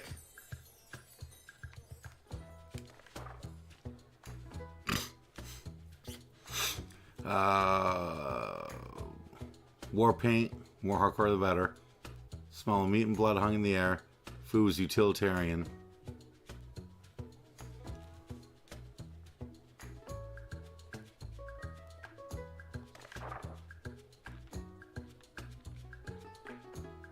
I gotta talk to Weird Al. Hello, young lady. The name is Jacob Fiddlestein, and me and my accordion here play all the polka conga you kids are so crazy about these days.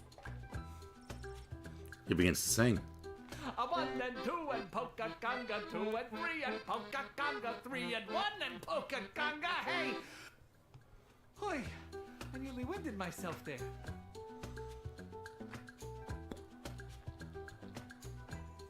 Vlad Extreme here, mate. I know what you're thinking. What is the baddest, metalist bad boy of death metal playing some skint royal wedding? Well, I ain't here just to collect a big paycheck, mate. I'm here to stick it to the bourgeoisie and not take any of their crap, mate. Rock and roll all life long.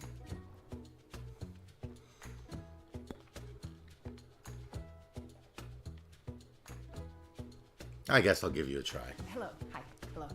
My name is Suzette Courgette, and I sing with my voice.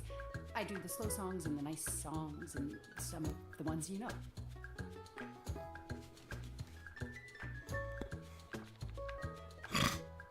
Oh, I can also talk to him. As it turns out, I left my amplifier on the bus, mate. It must be sitting there right next to all my awards and trophies, mate. So let's cut the fuss and let me through, right? Because as we all know, everybody likes the sound of what Daddy Vladdy is putting down. Extreme!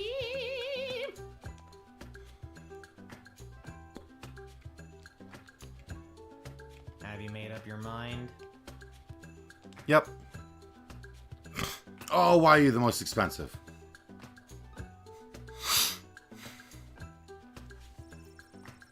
Vlad Extreme costs $150. You have $350 gold remaining in the wedding planning budget. Are you sure?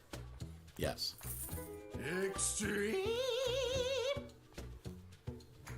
Good choice, maybe. I'll write this down and be back when the next group turns up. See ya, kid.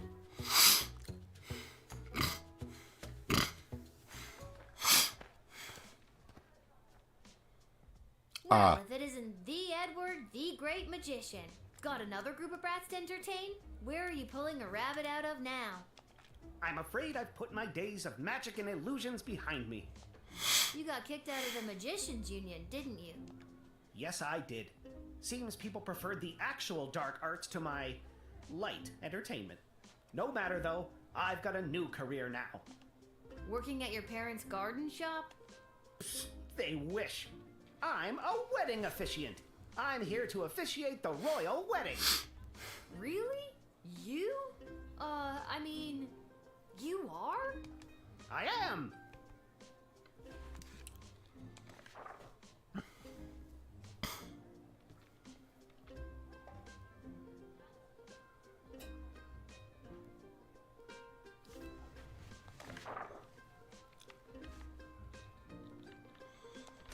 Alright. Where's your friggin' glasses?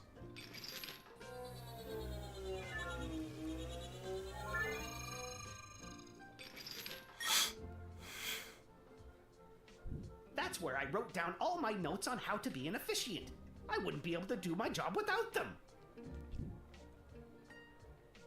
My glasses! Thank you, Lil. Yes, I keep them right here in my pocket. I'll put them on right away so I don't lose them. And so you can see where you're going. So it's the Edward, the wedding officiant now, is it? Of course it isn't. Do you know how ridiculous it was for me to have the Edward, the magician as my name? It was so redundant. Yeah. I can't believe nobody ever told me. 2 these? I must have looked like an idiot. Well, when you put it that way. So now it's just Edward the official officiant. With only 1 thee, thank you very much.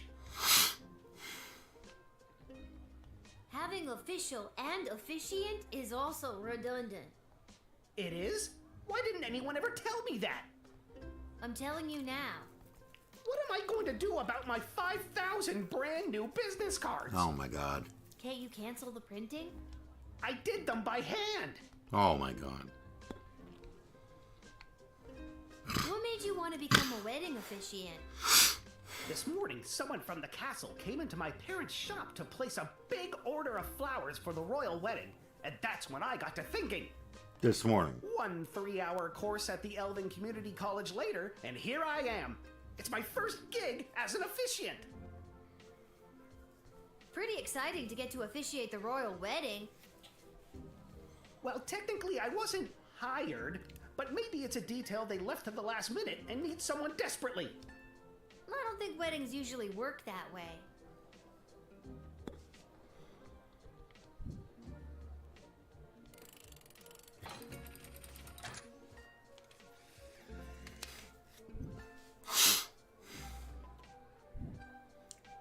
Edward, the official officiant, I hereby grant you access to the sprawl to officially officiate the royal wedding. Well, technically I haven't been hired yet, so here's hoping I get the job. Thanks again, friend. We're not friends. Oh my god. Are Edward and I friends? Yeah, I've helped him a lot. Hey, he changed careers just for a moment like this. But there's very little indication he's not going to cock it up. Maybe there was a way to help him?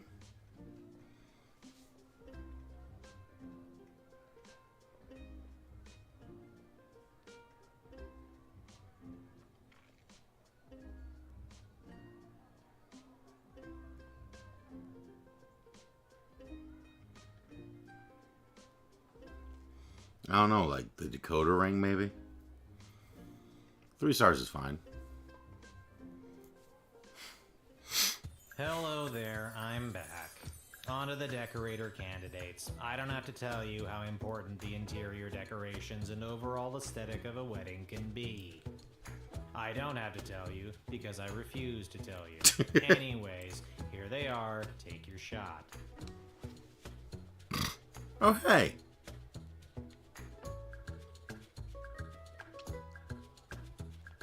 Hello again, Mum. Thought I'd see my way down to do some decorating for the royal wedding. Ain't much of a decorator per se, but I got my cerulean blue, blood red, and cadmium green with me, so I'd go do something with them, I suppose.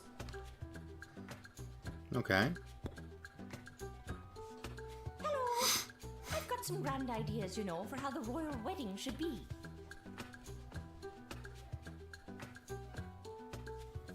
You might not know it, but I read all the latest wedding magazines down at the salon when I'm getting the old do done. And apparently what's in these days is meat. Oh. Big bold slabs of meat on the wall. It gives things a real abattoir feel, so they say. So I guess I'd go with that.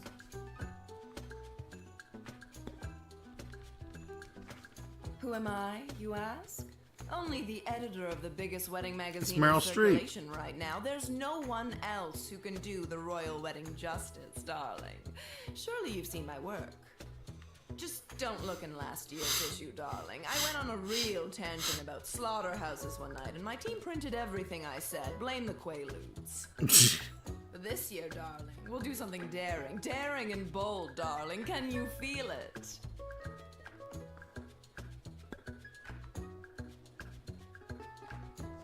I tore a page out of the magazine for you to see. Just don't tell the salon. Changed a torn out page from a magazine depicting a gala event with slabs of meat hanging. Alright, well.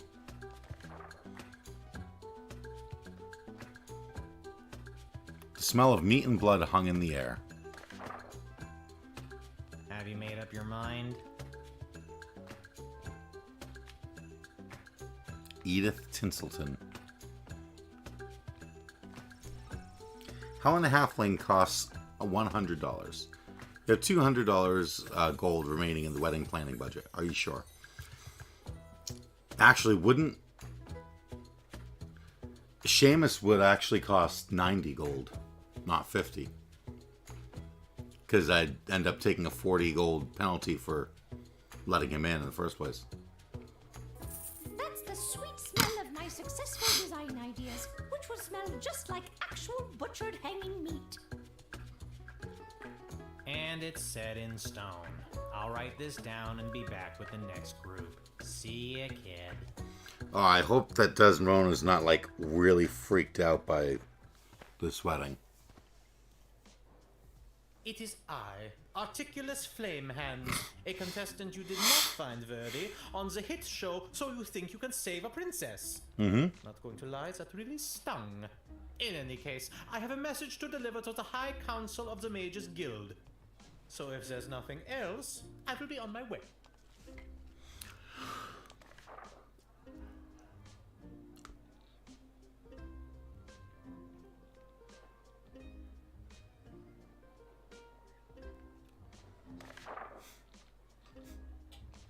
Oh, it is getting harder and harder for mages to communicate openly, so everyone is resorting to this secret message, cloak and dagger nonsense. Nonsense. Between us, there's talk of mages dabbling in the magic that dares not speak its name. I kind of felt like something was wrong with the Mages Guild, but I couldn't put my finger on it. Yes, it is still within control, but if this dark faction keeps pursuing its dark goals, dark days lie ahead. Oh no. Dark.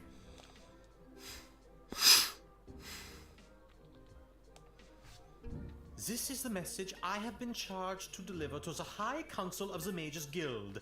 No use in trying to read it, though. It is concealed by a web of secretive spells and codes that would be incredibly difficult to untangle. What about with the dun-dun-dun decoder ring? Well, that would probably do it.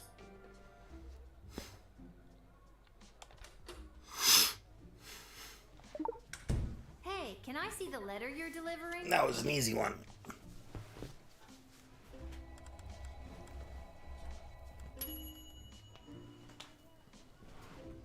Incredible! Let me see. Wait. What? No. This cannot be true. These renegade mages are more deeply embedded than I thought. I was sent to deliver this? Dear child, thank you for saving me from myself. What was he gonna do? I must flee and work to weed out the bad actors within the guild.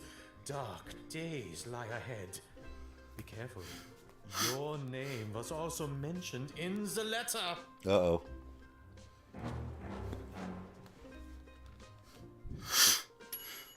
He helped to reveal some of the murky goings-on within the Mages Guild, and saved Articulus becoming an accessory to it. Alright, kid, can you feel it? We're almost done. This is the last hellish choice you'll have to make as a wedding planner. I, for one, cannot wait to be finished. Just hurry up and pick the food option for the wedding so we can get out of here. I'm not allowed to leave.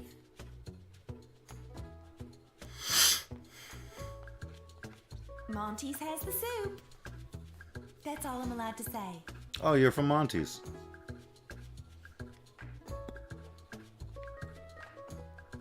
Good afternoon.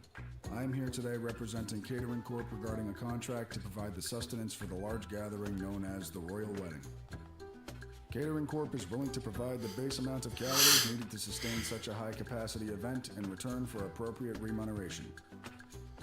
I am accompanied by samples of our food and a detailed list of ingredients available upon request. Yeah, that's clearly the one. Bonjour, mademoiselle. Je m'appelle François Saint-Français, head waiter à la Chez de la Maison. We What? provide La the Chez de finest la and the Maison? fanciest of delicacies for the newly married royal couple and their guests. Doesn't that literally just like mean home of the house? Only the smallest portions for the highest prices, of course. Very chichi pompon for the snootiest of people.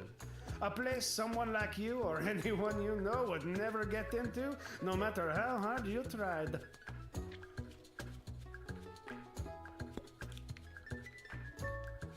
I am legally bound to share this collection of foodstuffs labeled accordingly. I am also legally required to share that the base ingredient in all dishes is military rations. The menu reads 1. Adequate appetizer. 2. Edible entree. 3. Passable pudding.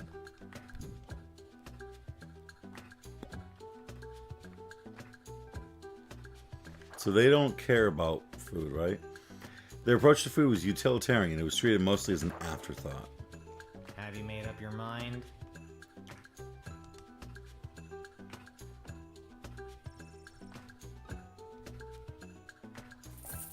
We look forward to satisfying our contractual obligation. Thank God this nightmare of a job is over. All the rest of you go home. Good choosing, kid. Well, at least I hope it's good. I wouldn't want to be the one responsible for messing up something like a royal wedding. Anyways, goodbye. I love Mike.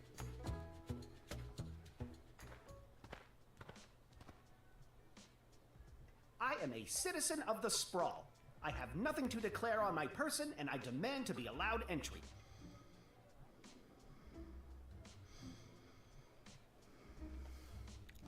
Wait a minute, I remember you. You were the speaker at the, Viva la Gobolution. Indeed, I was. Today, I understand that the doors to the Sprawl are closed to my people. You have a choice. You either let me in and incur the penalty, or you arrest me. I'm sorry that you are the one in this position, but I must take this stand. For the good of us all, Viva la Gobolution! I have no further statement to make beyond the following. I am a citizen of the Sprawl. I have nothing to declare on my person, and I demand to be allowed entry.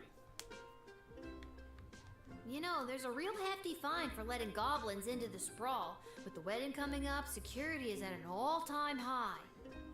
I am a law-abiding citizen of the Sprawl. Why should my being a goblin impact the security of anything? I demand to be allowed entry.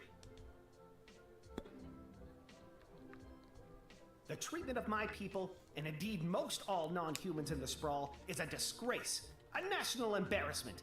If I do not have the freedom to come and go from my home as I please, what do I have? So once again I say to you, I am a citizen of the Sprawl. I have nothing to declare on my person, and I demand to be allowed entry. Look, I agree that it's awful that non-humans have been singled out by this decree. Is there any way you could help me pay the fine that I would be charged by letting you in? Right? Like, if you gave me the 40 gold.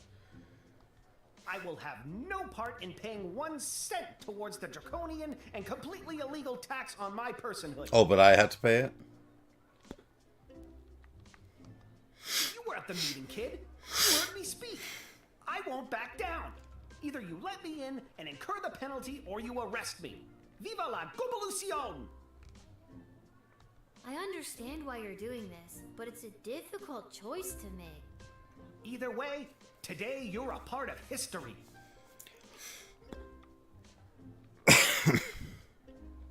I got the money.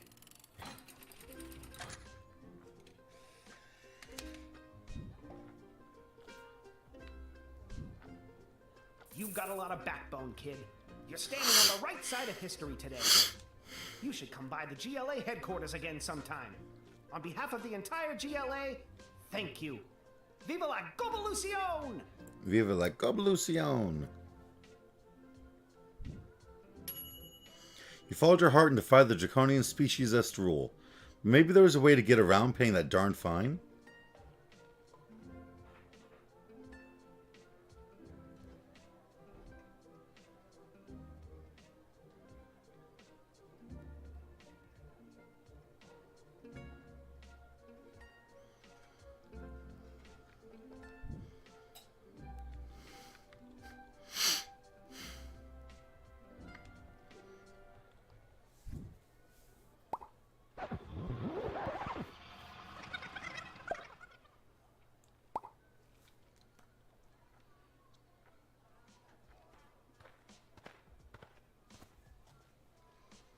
I am a citizen.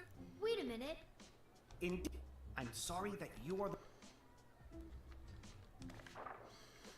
Let me see.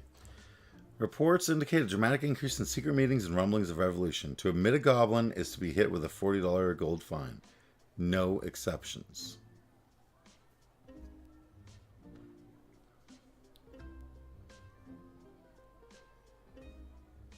To admit a goblin is to be hit with a 40 gold fine.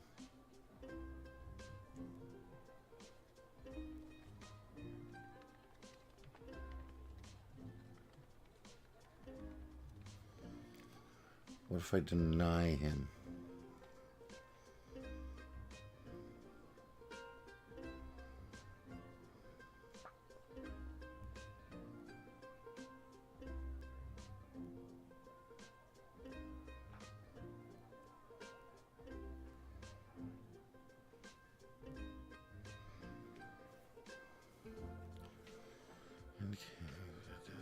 Dramatic increase.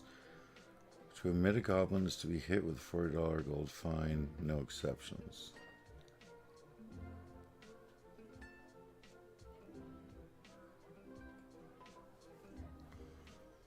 Voting is almost upon us. Have your eyes open for vendors and arsons. Yada yada yada. I did that.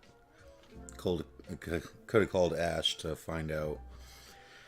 Oh, Crown Prince, I sent all my banking information to finally came through my share of the gold. Call me if you're in pinch. Rich in friends and gold. So he has gold. Oh, I was reading that wrong. I was reading that as, hey, the Wakandan Prince is going to show up today, let him through. But no. This is him saying, hey, I've got plenty of gold.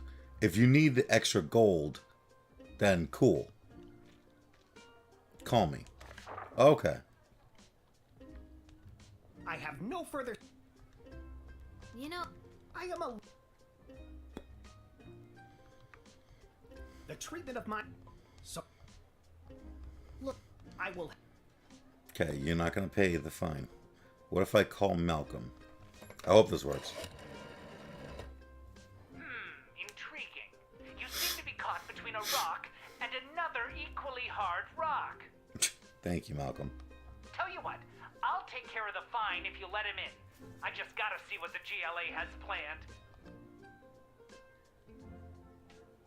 You know about the GLA? Of course he does. Of course I do. Founding member. Well, not really, but of course I know of them. I don't just sit down here reading and writing Yelp reviews for Monty's. Although I do that a lot too. You'll pay if I let him in? Bingo! Let me just find my wallet.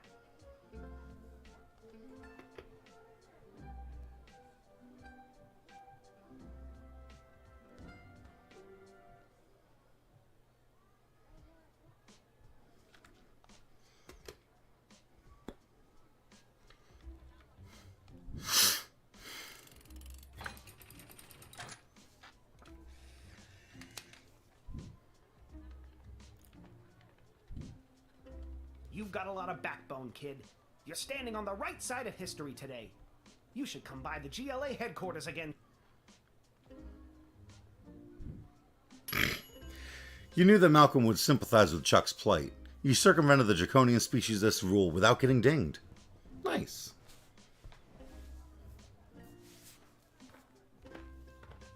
Got one more, right? Yeah. Hey, Hamish, I really don't have time for... Say there, little girl. I need to get to the other side of this wall without delay. I need you to listen to me. This is time sensitive. I know you got your instructions, but it's important that I get going quickly.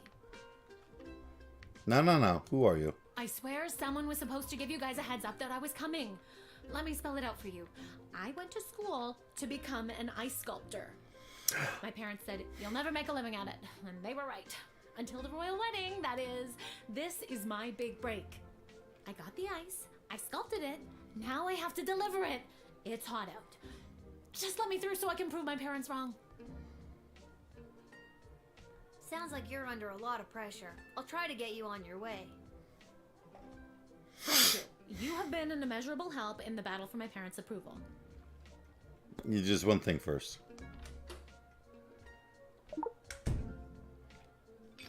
Oh, I thought I could check that. I thought I could check the sculpture. Okay. That's my chisel. I'm a sculptor. Thank you. I'll need that. Okay. You're good.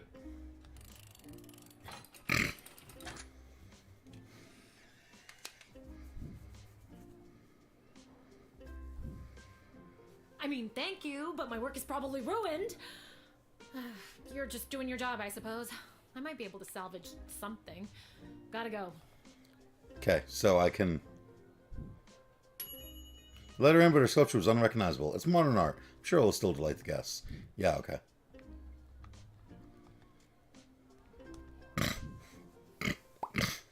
I feel bad for, like, all but save scumming here, but this is literally a mechanic of the game.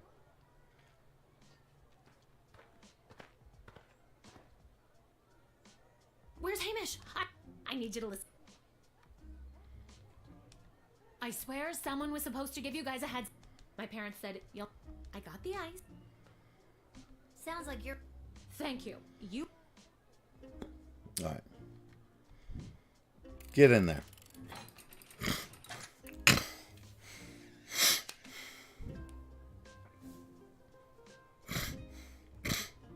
I can't thank you enough. Sorry for coming in hot. Weddings are the worst. If you can get close enough, take a look at my sculpture. I'll throw something in there just for you. Gotta go. You let her in before too much of her masterpiece could melt away. Good work.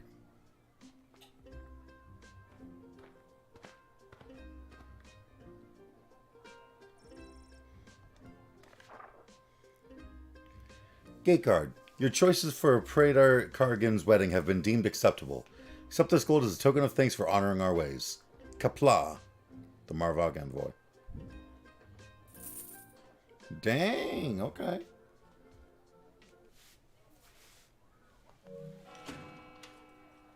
Manifested a magnificent Marvog matrimony. Oh, dang. 3.75. 30 gold.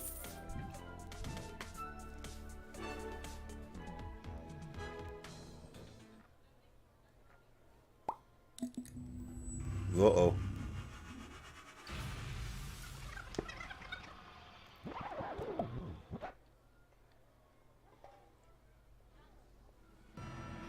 Oh. I have a very bad feeling about this. Salve Illichpuel, regno meo grata. I need to get out of here, and fast. Quid Ruiz, curparum mudimus. Think, Lil, think. Hospices in hoc regno, atulistina donna solita, hic requiritur immolatiu, ircis immortem vitare velis. We couldn't speak. Only understood a thing I was saying. Non custoditus avira, pauca tantum momenta avis andaquam ducam sumam. It doesn't work. Ah! Non io cari, nunc facerem maliquida, si esem tibi. Ego sum demon, egeus meum cisio ad similes homines inox necabo. Nun incipiam dedecam antiquam de exercitiam? Sige, bene. Dece, nove, octo, septem, sex, quinque, quatuor, Tres. This one doesn't work. Duo et dimidium. Duo. Unum et dimidium. Unus. Gravissime non omnibus hoc facie. Hoc extremum I can't facto est do anything. retortende unde venistis. Ignosce haedus. Oh!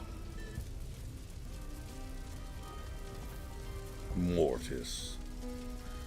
A demonio terrible cesis. Ethereum conare? Oh god.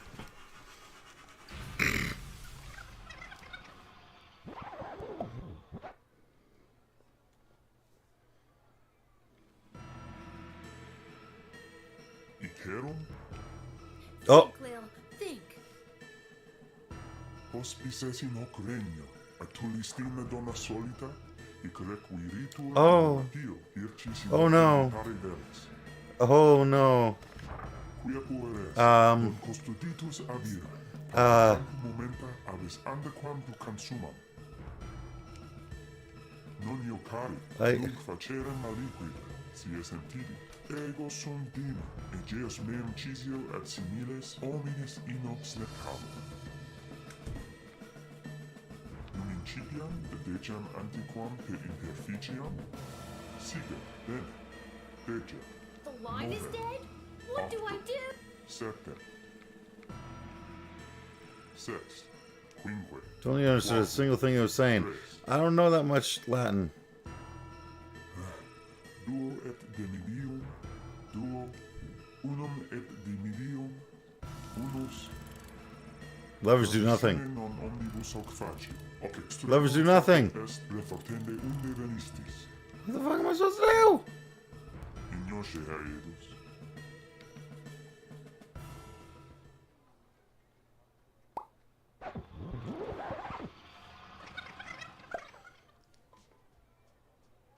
Ah.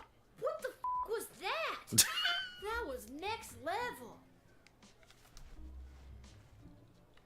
That was terrifying. And also...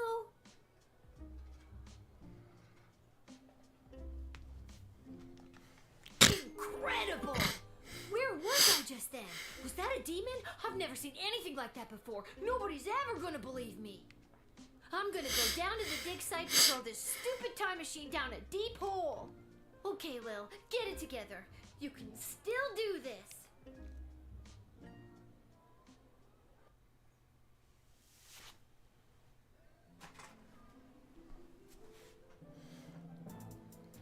What?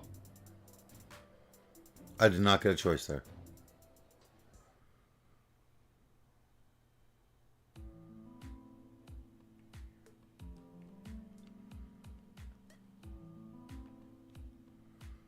You've gotta take it back.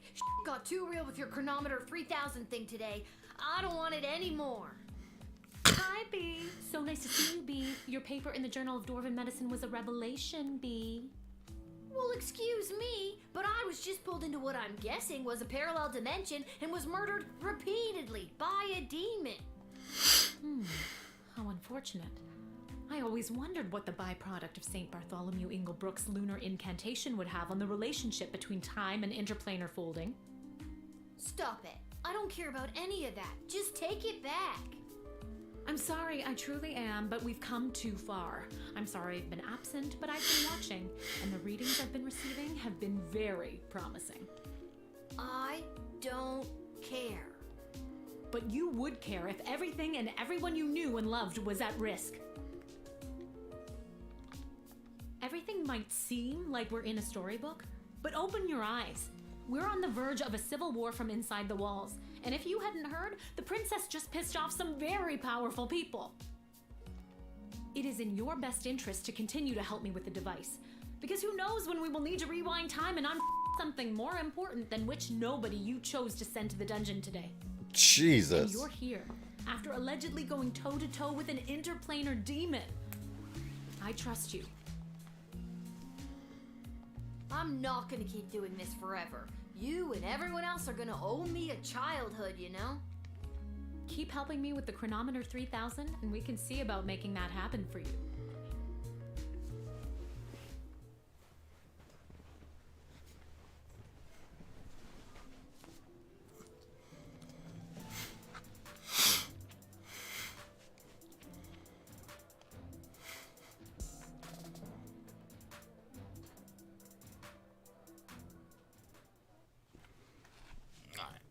I think I'll finish up this day. Or this night, rather. Tangled web of corruption and lies, and some coupons. There's Monty's. Hello? Hello? I brought the orange slices. Was today a regular meeting day, or one of those top secret planning for what's going to happen at the princess's wedding days? Is anybody here? I'm here? Are you here for the meeting? I don't think so. Oh, then you can't have any orange slices. What? Those aren't orange slices. Those are just the rinds. I got hungry. This image has started to appear all over the sprawl in the past few months. Now you know what it means. Viva la Goblucion. It's amazing that the GLA keeps their headquarters secret. This place is huge.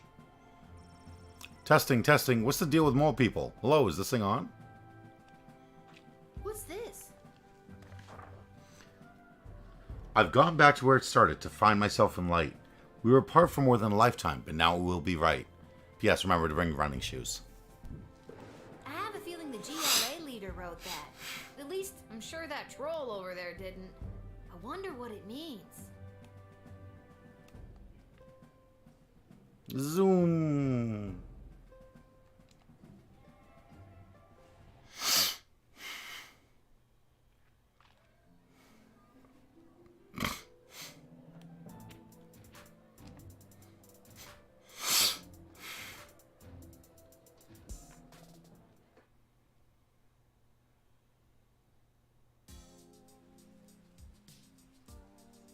Oh, that is a very fantastic hat. This hat, it is not as fantastic as my previous hat. My journey, it continues.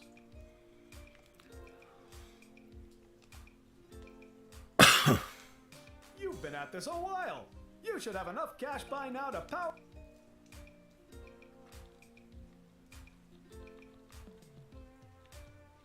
Let's see. I use that a lot, and that.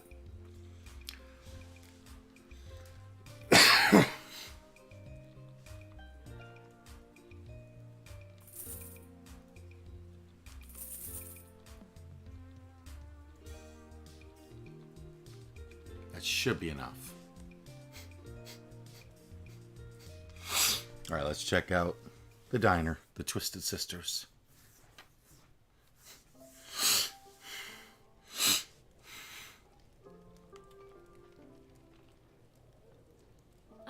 Here she is, the little guardsman who spoke to the princess and secured the union between the Sprawl and the great Marvog Empire.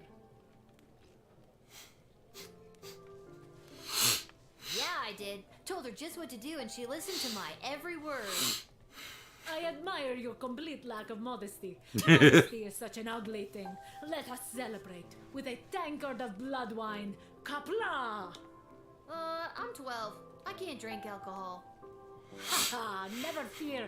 There is no alcohol in Marvog blood wine. Just blood. In a big cup called a tankard. Yeah, I'm a hard pass on that. Haha, very well. There will be much blood wine at the royal wedding where the Sprawl and Marvog tie their fortunes together forever. Let us raise a glass to the gatekeeper who brought us all together this day. Kapla. Kapla.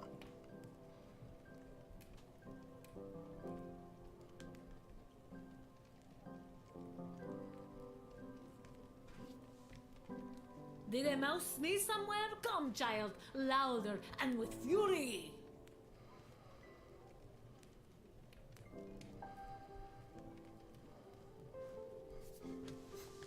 Kapla! Too furious, far too furious. We are not not at war. Be careful shrieking like that. But as we say in Marvog, better to be too furious than not to be furious at all.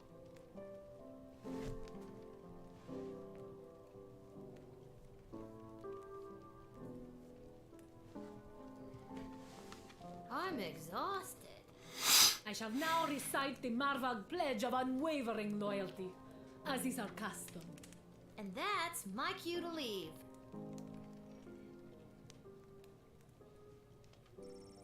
That's where they keep the good stuff. Arda will only open a battle for people who she knows will pay attention. Today's cocktail special is not relevant to you, Lil. Sorry. And we just ran out of milk. Sorry again. Rude. Lil, can you be on the lookout for a health inspector? They can look like anybody. How about you whistle if you think you've identified one? I can't whistle. Well then scream health inspector at the top of your lungs. I'll see what I can do.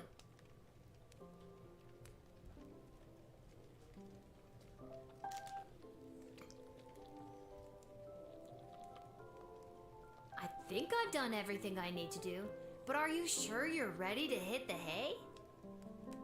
Not ready yet. I'm gonna leave the room and go back in so it saves.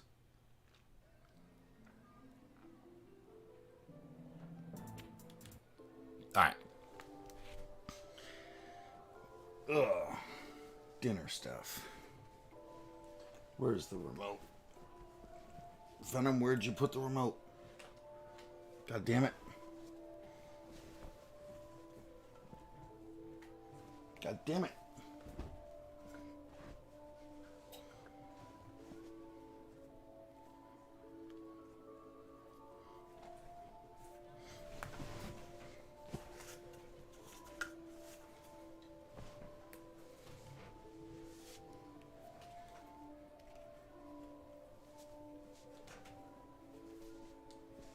Like, there. Jeez.